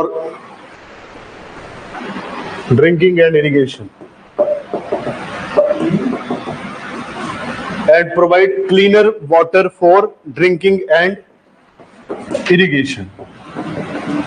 तो कह रहे हैं कि अगर हम रिवर को रेजुवेनेट करते हैं, रिवर को पुनर्जीवित करते हैं, रिवर को दोबारा से साफ करते हैं, तो उससे हमें क्या फायदे होने वाले, उससे क्या प्रभाव पड़ेगा? पहला, रिवर के नियर बाय जितने भी प्लांट एनिमल्स सर्वाइव करते थे वो दोबारा से रिस्टोर हो जाएंगे. दूसरा, यहाँ पे जितने भी बायोडाइवर्सिटी, जितने भी फ्लोरा फाउना यहाँ पे पाया जाता था, वो सारा का सारा दोबारा से यहाँ पे रिस्टोर हो जाएगा. जो पानी पहले गंदा था या फिर जो पोल्यूटेड वाटर था वो क्लीन हो जाएगा, जिसको आप पानी पीने के लिए या फिर सिंचाई के लिए यूज कर सकते हैं. ड्रिंकिंग और इरिगेशन के लिए आप इसको यूज कर सकते हैं.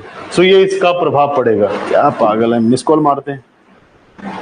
Not interested any more. बहुत सारे स्पैम कॉल्स आते हैं.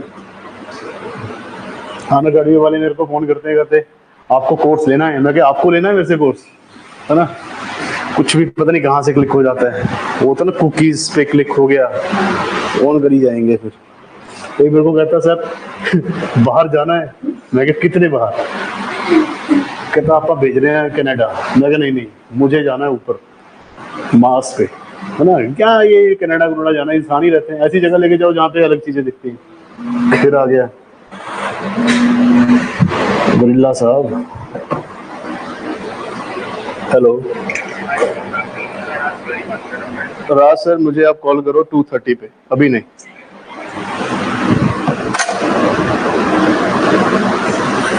सूर्य प्रभाव पढ़ेंगे, पैराग्राफ चेंज करके लिखिए।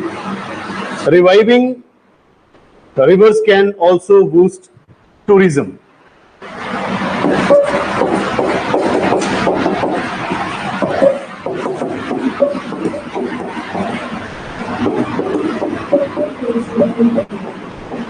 तो ये पर्यटन को भी बढ़ाने का काम करेगा, ज्यादा से ज्यादा पर्यटक यहाँ पे आएंगे, टूरिस्ट यहाँ पे आएंगे। सो रिवाइविंग रिवर्स कैन ऑल्सो क्या था, boost tourism, comma, improve livelihoods of the people who depend upon the river, improve the livelihood of the people who depends upon river। अब इसके ऊपर मेरे को बहुत अच्छी एक इंसिडेंट याद आ रहा है।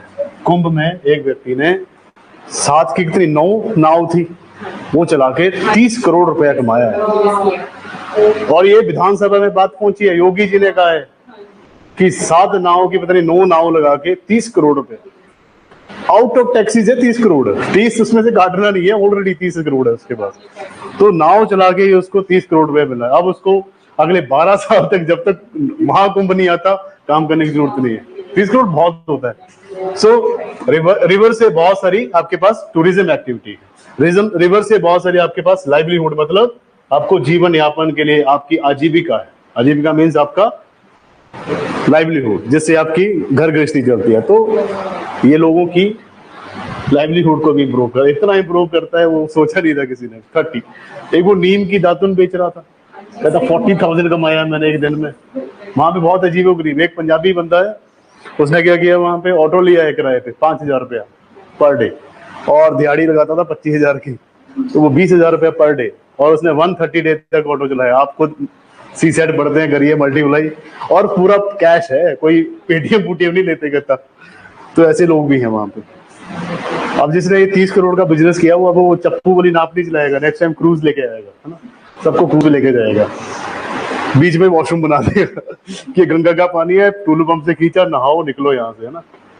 अरे अगर आप नॉर्मल टाइम पे भी जाएंगे तो वो 1200 रुपया चार्ज करते हैं मिनिमम पर पर्सन है, और 1200 रुपया, और अब रेट लेके जाएंगे डाउन तो 500 पे मान जाते हैं कि 500 है। तो आपको कश्ती में लेके जाएंगे, बीचों बीच उन्होंने एक आइलैंड बना रखा है ना, वहां पे बोलेंगे आप स्नान करिए, फिर दोबारा आपको नाव में बिठाएंगे, वापस लेके आएंगे। काम ही क्या है, आधे घंटे का काम है ये टोटल। डुबकी लगाता है इंसान, फिर वापस आ जाता है।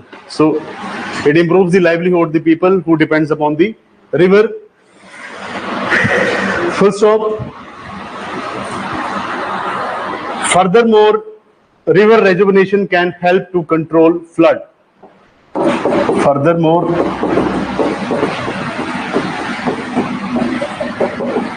river rejuvenation can help to control floods.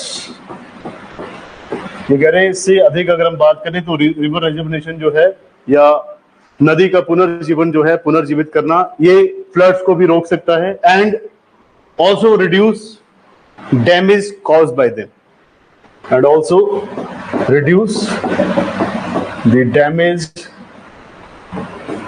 Caused by them. कैसे होगा? अब नदी में क्या है, बहुत सारी सिल्ट है, बहुत सारा कचरा है। केरला फ्लड याद है क्या हुआ? वहां पे रिवर की इंटेंसिटी बढ़ी, जितना भी कचरा था सारा बहा के, जितने भी आपके नियर बाय सराउंडिंग एरियाज थे, जो भी रेजिडेंशियल एरिया थे, वहां पे सारा कचरा फैला दिया नदी में, सब बाहर निकाल के फेंका। तो इंटेंसिटी बढ़ गई। क्यों? क्योंकि उसमें बहुत सारे शीशे हैं ना, बियर की बोतल पिया फेंक दिया, कोक पिया फेंक दिया, जो भी चीज आई फेंकना ही है। नदी में क्या करते हैं, मेंटेलिटी ना वैसी कि नदी या नाला मीन्स कचरे फेंकने की जगह है, तो डंप कर देते हैं। वही जब रिवर का फ्लो होता है तो वो प्लास्टिक के, फॉर एग्जांपल प्लास्टिक का लिफाफा लीजिए, है ना, गुब्बारों में पानी भरते हैं ना, फिर मारते एक दूसरे को, कितनी जोर की लगती है। अब वैसे ही वो पानी भर गया सारे प्लास्टिक में। अब intensity of the river is high, river की स्पीड हाई है, पूरे के पूरे प्लास्टिक भरे हुए पानी से आ रहे हैं आपकी तरफ, है ना, इंटेंसिटी बढ़ा रहे हैं वो, शीशे लेके आ रहे हैं, लकड़ी फेंकी हुई है उसमें, हर एक चीज उसमें फेंकी हुई है, तो पूरा का पूरा मटेरियल बाहर उछाल के लेके आएगा। उसके रास्ते में कुछ भी आएगा, इट विल डिस्ट्रॉय एवरीथिंग, चाहे वो बड़ी बड़ी बिल्डिंग्स हो, तहस नहस कर देता है। सो मैंने देखी है बाढ़, इसलिए मेरे को डर लगता है बहुत। पानी, आग एंड ऊंचाई, इनसे हमेशा डरिए, समझिए। हाई एल्टीट्यूड, रिवर वाटर या फिर किसी भी टाइप का वाटर, एंड तीसरा आग, इनसे पंगा नहीं लेने का कभी भी, बहुत खतरनाक है। So this is river rejuvenation that can help control flood and damage caused by them. अब पैराग्राफ चेंज, फिर लिखिए, a healthy river can absorb excess water during a healthy river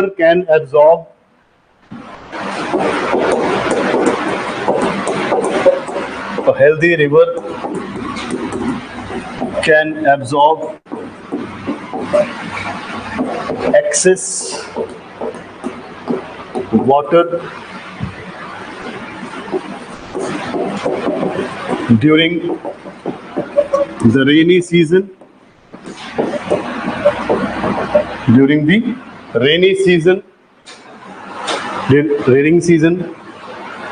and prevent flooding in downstream areas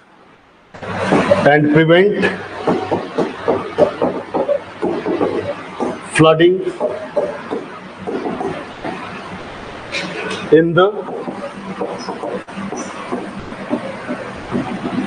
downstream areas or region. तो कह रहे कि ऐसी नदी जो कि हेल्दी है, हेल्दी मीन्स उसका नेचुरल फ्लो जो है वो बिगड़ा नहीं है, उसमें कोई भी पॉल्यूटेंट एंटर नहीं कर रहा है, उसमें कोई भी प्लास्टिक या कोई भी मटेरियल नहीं डाला जा रहा है, डंप किया जा रहा है। तो ये क्या है, क्योंकि रिवर बेड जो है वो पूरा का पूरा मिट्टी से भरा हुआ है। फॉर एग्जाम्पल मान लीजिए दिस इज अ रिवर का फ्लो, है ना, यहाँ पे मल्टीपल लेयर के आपके पास कचरा भरा हुआ है, राइट। अब बरसातों में पानी आएगा तो वो कचरे के ऊपर से बह के निकल जाएगा, राइट। अगर यही रिवर कोर्स की अगर हम बात करें, ये रिवर कोर्स में अगर सिंपल मिट्टी है नीचे, मतलब रिवर बेड है, तो वो मिट्टी क्या है, पानी को सीप कर लेगी, मतलब अंदर को उसको एक टाइप से सीप इन करेगी, है ना। तो पानी इसके बीच चला जाएगा, मतलब सतह के नीचे, या फिर उसको आप कह सकते हैं कि ग्राउंड वाटर रिटेन हो जाएगा। बट अगर यहाँ पे प्लास्टिक है तो प्लास्टिक के साथ नदी का पानी बह जाएगा। तो आप सिंपल समझिए कि बरसातों के समय ही नदी के पास टाइम था जब वो वाटर को एक टाइप से एब्जॉर्ब कर सकती थी, क्योंकि अपर लेयर जो है आपकी सॉइल की, उसके ऊपर पूरा का पूरा कचरा ही है, तो पानी उसमें सीप इन नहीं हो पाता, या उसमें पानी रिस नहीं पाता है। उसके कारण ये जो ग्राउंड वाटर है दोबारा रिचार्ज नहीं होता ना, जिसको हम कहते हैं भूजल का पुनर्भरण, पानी दोबारा से भरता नहीं है, आपके ग्राउंड वाटर जो है वो यहाँ पे रिचार्ज नहीं होता।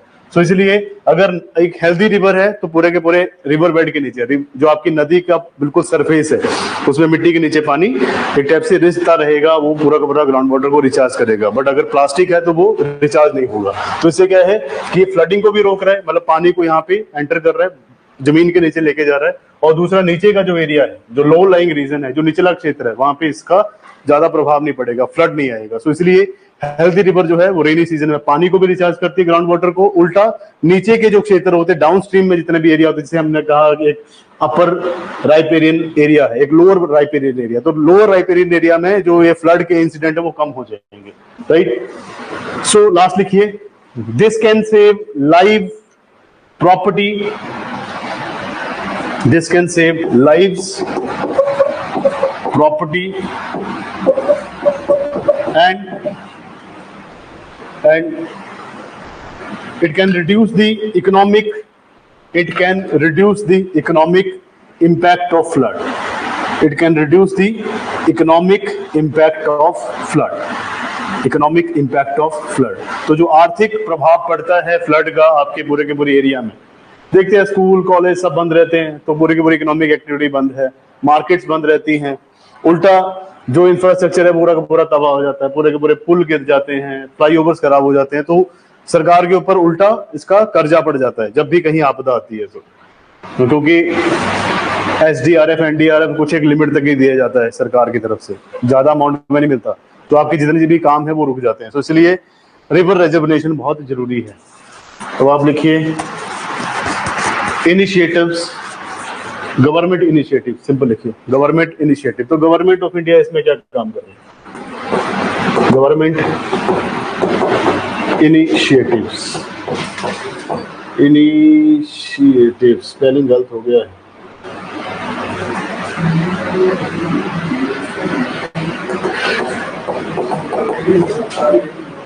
मतलब सरकारी कौन सी योजनाएं चल रही है, सरकार की क्या पहल है इसके ऊपर, दैट इज गवर्नमेंट इनिशिएटिव्स।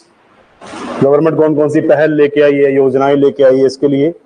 तो सिंपल 2022 का लिखेंगे, 18 छोड़िए, 18 तो भूल चुके हैं, मोदी जी खुद भूल चुके हैं, नमामि गंगे, हर हर गंगे, है ना।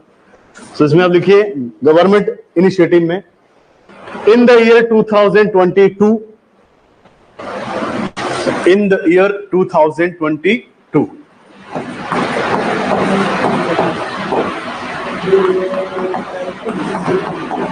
in the year 2022,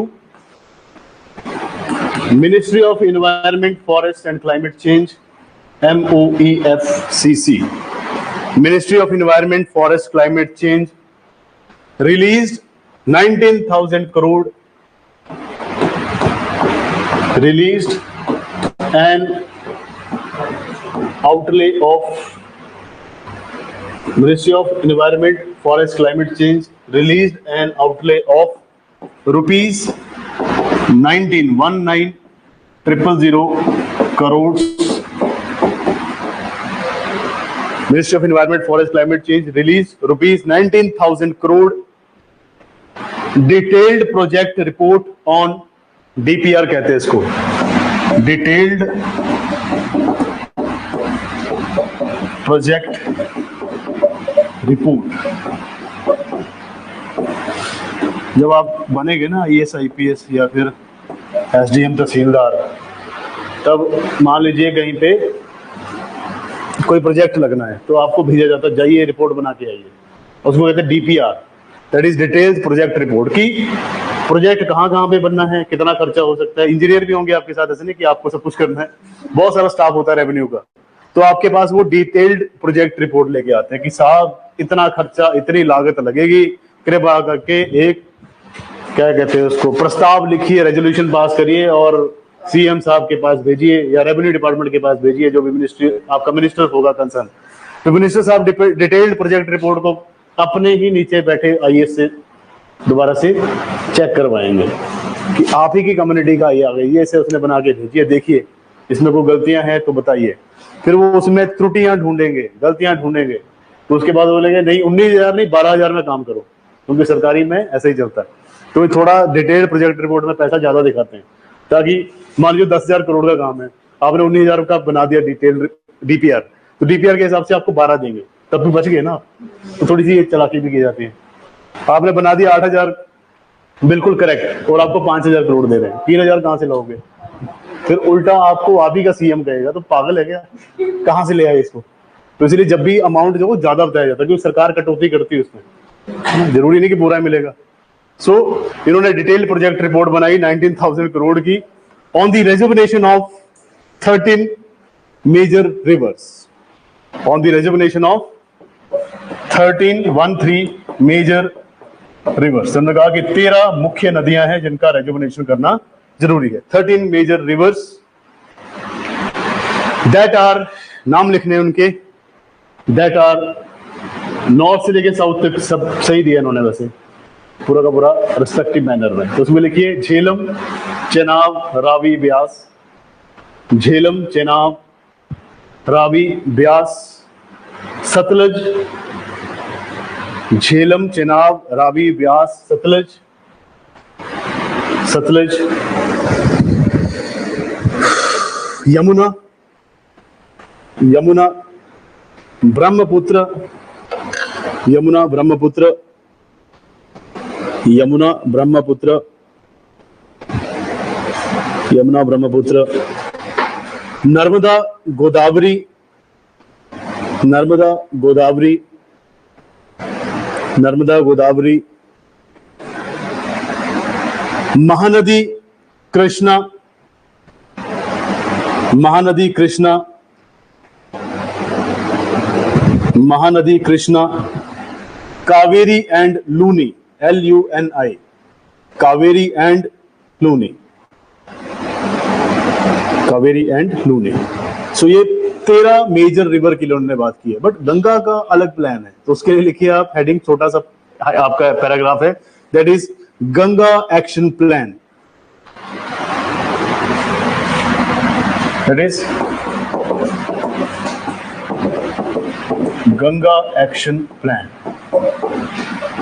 20 करोड़ से ज्यादा आबादी इसके ऊपर डिपेंडेंट है आपकी, मतलब पूरे देश की लगभग 1/4 जो आपकी आबादी, चौथा हिस्सा जो आपकी जनसंख्या का है वो गंगा के ऊपर ही है। बट ये जो मैं आपको कह रहा हूँ ना, 2011 का आंकड़ा है ये 20 करोड़।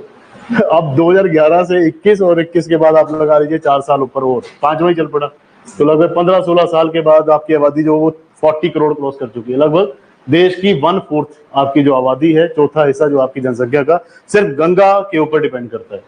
सो गंगा अगर ड्राई होती है तो बहुत मुश्किल होगी। सो गंगा एक्शन प्लान में आप लिखिए, in India this plan is an ongoing project, this plan is an ongoing project, this plan is an ongoing project aimed at cleaning and rejuvenating, aimed at cleaning and rejuvenating,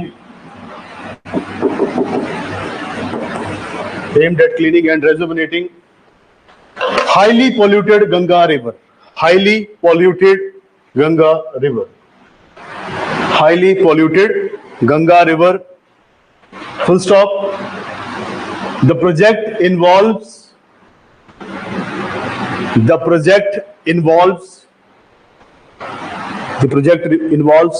a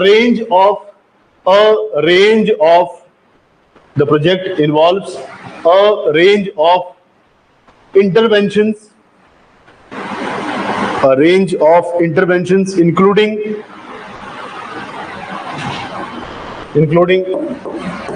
construction of sewage treatment plants, construction of sewage treatment plants, comma, creation of green belts along river bank, creation of green belts across the river banks या river bed, नदी के किनारे हरित पौधों को की एक belt लगाना या ग्रीन बेल्ट लगाना, एंड प्रमोशन ऑफ eco-friendly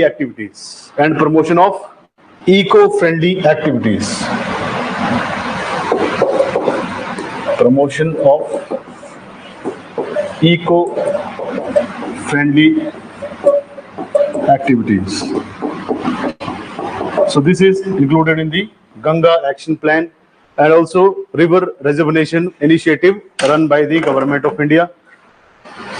सो इतना ही है, नमामि गंगे वगैरह नहीं लिखेंगे, बहुत पुराना हो चुका है, एनसीईआरटी इसमें पढ़ सकते हैं आप उसको, अभी नई एनसीईआरटी में सब कुछ ऐड किया गया है।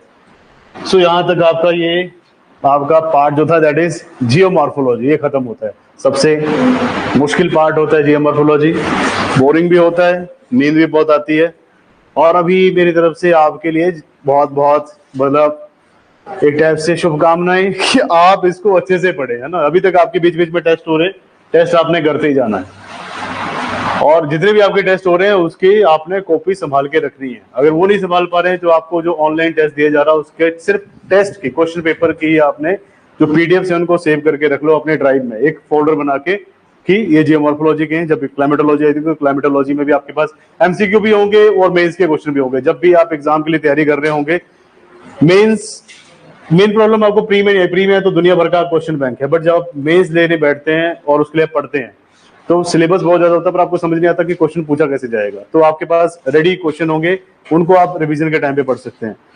दूसरी बात, आज के जो आपके लेक्चर होंगे, एक भी मिस हुआ सारा का सारा सिस्टम खराब हो जाएगा। For example starting from atmosphere, जहां पे आप गैसेस की कंपोजिशन देखेंगे, कौन कौन सी गैसेस है, होमोस्फेयर, हेटेरोस्फेयर, मैं वो रिपीट नहीं करूंगा टोटली, मैं आपको सही बता देता हूं, मैं रिपीट नहीं करने वाला। क्यों? आगे आपका फिर आएगा टेम्परेचर, प्रेशर, प्रेशर से स्टार्ट हो जाएगा आपका प्रेशर बेल्ट, विंड सिस्टम के बाद फिर ओशन करंट, सारा का सारा इंटरकनेक्टिंग है। एक भी लेक्चर मिस होता है सारी क्लाइमेटोलॉजी जीरो है आपकी, फिर वो समझ नहीं आएगी। तो इसलिए इसके बाद तो मत करना, क्योंकि टेक्निकल पार्ट है। क्लाइमेटोलॉजी को मैंने सिर्फ एग्जांपल दिया है। फॉर एग्जांपल ये जो आपने जियोमॉर्फोलॉजी करा, इस जियोमॉर्फोलॉजी को मैं एक टाइटल देता हूँ कि ये टोटल फिजिक्स है। या आपकी डेरिवेशन होती है, आपके बहुत सारे फैक्टर चलते हैं, है ना, हर एक चीज के ऊपर कॉज इफेक्ट, कौन कौन सा फैक्टर है, कौन कौन सा क्या है, हर एक क्वेश्चन में आपको पता है प्रोसेस क्या है, मैकेनिज्म क्या है, फैक्टर क्या है, ये आपसे पूछा जाता है। जो मैंने करवाया है उसमें भी बार बार आपने फैक्टर लिखे हैं, फैक्टर इफेक्टिंग मैकेनिज्म क्या है, राइट। कोई भी पार्ट ले लो, चाहे आप कॉन्टिनेंटल ड्रिफ्ट से लेके अभी तक जितना पढ़ा है सब में कॉज इफेक्ट चलता है। क्लाइमेटोलॉजी को मैं सिंपल एक नाम देता हूं, that is physical chemistry, right. वो फिजिकल केमिस्ट्री है, टोटल फिजिकल केमिस्ट्री है। वहां पे टेम्परेचर, प्रेशर, ये सब चलता है, राइट। प्रेशर ज्यादा भी कम हो रहा है, टेम्परेचर वहां पे कम हो रहा है, टेम्परेचर ज्यादा है, प्रेशर कम हो जा रहा है, तो ये वेरिएशन चलती रहती है। और ये तब समझ में आएगा जब पूरी क्लासेस लगाएंगे। जैसे कि रीजनल विंड्स हैं, आपकी परमानेंट विंड्स हैं, या फिर आपकी लोकल विंड्स हैं, फिर ये आपका मानसून, सब कबाड़ा हो जाएगा। सही बता रहा हूं मैं आपको, पूरा का पूरा जीरो हो जाएगा अगर आपने अभी से भी कोई भी क्लास छोड़ दी। और टोटल क्वेश्चन आपके क्लाइमेटोलॉजी के ऊपर पूछे जाते हैं, ओशिनोग्राफी के ऊपर। जियोमॉर्फोलॉजी मेंस में आएगा। बहुत रेयर चांसेस होते हैं कि इसमें से आपसे क्वेश्चन, रॉक साइकिल से क्वेश्चन पूछ लिया, है ना, कौन कौन सी रॉक्स हैं। कास्ट टोपोग्राफी मैंने आपको बता दिया कि मेंस प्री में पूछते हैं। फिर आपकी कॉन्टिनेंटल ड्रिफ्ट थ्योरी, उसमें से आपसे क्या ही पूछेगा, वो मेंस में पूछेगा। फिर आपके crust mantle core, Gutenberg continuity, interior of the earth, उससे क्वेश्चन बन सकते हैं। एमसीक्यू बनने के ज्यादा चांसेस है क्लाइमेटोलॉजी से और आपके ओशिनोग्राफी से। वहां से आपके स्पेसिफिकली क्वेश्चन पूछ लेते हैं और आप बता नहीं पाते हैं। तो कोपन की क्लासिफिकेशन ऑफ क्लाइमेट्स, वो बहुत दिक्कत है, 16 टाइप के क्लाइमेट्स, पागल हो जाओगे। इसलिए प्लीज पूरे लेक्चर्स कंप्लीट करके लगाइए। एक दिन से, फर्स्ट डे से स्टार्ट करोगे एंड तक। ओशिनोग्राफी में आप जब, सिंपल समझिए, जब तक जो आपकी ज्योग्राफी खत्म नहीं होती, आपको सारे लेक्चर लगाने। एब्सेंट हो जाते हैं कोई इशू नहीं है, उसको आपने रिकॉर्डिंग को देखना है, बट कंटिन्यूटी में देखेंगे तब आपको समझ में आएगा। उसकी गारंटी मैं नहीं लेता, क्योंकि एवरीडे मैं वो प्रेशर बेल्ट नहीं करते रहूंगा, राइट, कि बार बार डायग्राम बना के आपको दिखाते रहे। इसको समझना पड़ेगा आपको। एटमॉस्फेयर से लेके आपका हीट बजट तक तो ठीक है, उसके बाद जब प्रेशर बेल्ट स्टार्ट हो गया ना, फिर मुश्किल आएगी। और एक बार अगर आपको समझ में आ गया ना, फिर आप पूरे के पूरे इंडियन ज्योग्राफी में आपको दोबारा क्लाइमेटोलॉजी नहीं करनी पड़ेगी। जैसे कि आपको हिमालय नहीं करना पड़ेगा अब दोबारा, क्योंकि आपने एक बार कर लिया वो जियोमॉर्फोलॉजी में। तो इसीलिए प्लीज अब इसके बाद छुट्टी मत करिएगा। वैसे तो पहले भी नहीं करनी चाहिए थी, बट फिर भी अगर आपको लगता है बीच में कोई ना कोई आई जाती प्रॉब्लम कि घर पे हैं, बीमार हो गए या कुछ काम पड़ गया, बट आपने ये इंश्योर करना कि लेक्चर उसको, चाहे ऑनलाइन है, उसको रिकॉर्ड में देख लो, ताकि आपका कनेक्शन बना रहे सारी क्लासेस के साथ। अगली बार अगर आपको नहीं लगे कि आपको क्या चल रहा है ये, है ना, तो वो रिपीट करना मुश्किल हो जाता है। तो इसलिए अभी तक जितना उसको रिवाइज करिए। बाकी कल हम स्टार्ट करेंगे क्लाइमेटोलॉजी। पहला आपका चैप्टर एटमॉस्फेयर का है, ठीक है। फ्री आपका 100 क्वेश्चन है, 200 मार्क्स का है। मेंस में अलग अलग है, मेंस में 250 मार्क्स के क्वेश्चन है। मेंस में आपके 7 to 9 पेपर हो जाते हैं ऑप्शनल मिला के। नहीं, एक दिन में एक ऐसे होगा, बाकी एक दिन में 2 पेपर भी होते हैं, सुबह शाम। एक आपका 9 से 12, फिर 2 से 5, वैसे ही जैसे आपके यूनिवर्सिटी एग्जाम होते हैं वैसे ही। सो यहाँ तक इनफ है। बाकी थैंक यू सो मच। हाँ जी, प्री का तो एक ही है, प्री के 2 है ना, एक सी सेट है, एक दूसरा जीएस है। सर मैंने 2 टेस्ट चेक नहीं हुए, एक एनवायरमेंट 23 जनवरी था, 23 ज्योग्राफी में। आपके जो भी टेस्ट हैं पेंडिंग वो चेक हो जाएंगे। Sanjana sir ji please PDF upload करवा दो, ग्रांट्स दिया, ज्योग्राफी दिया, फिर फाइनल एग्जाम स्टार्ट होने, एक बार रिवाइज करना पहला। सुनिए, अगर आपको ये लग रहा है आपको करंट अफेयर की पीडीएफ मिल जाएगी, डेल्टा फॉर्मेशन की पीडीएफ में आज कर देता हूँ। करंट अफेयर की आपका बस एक लेक्चर रहता है, फिर मिल जाएगी आपको पीडीएफ।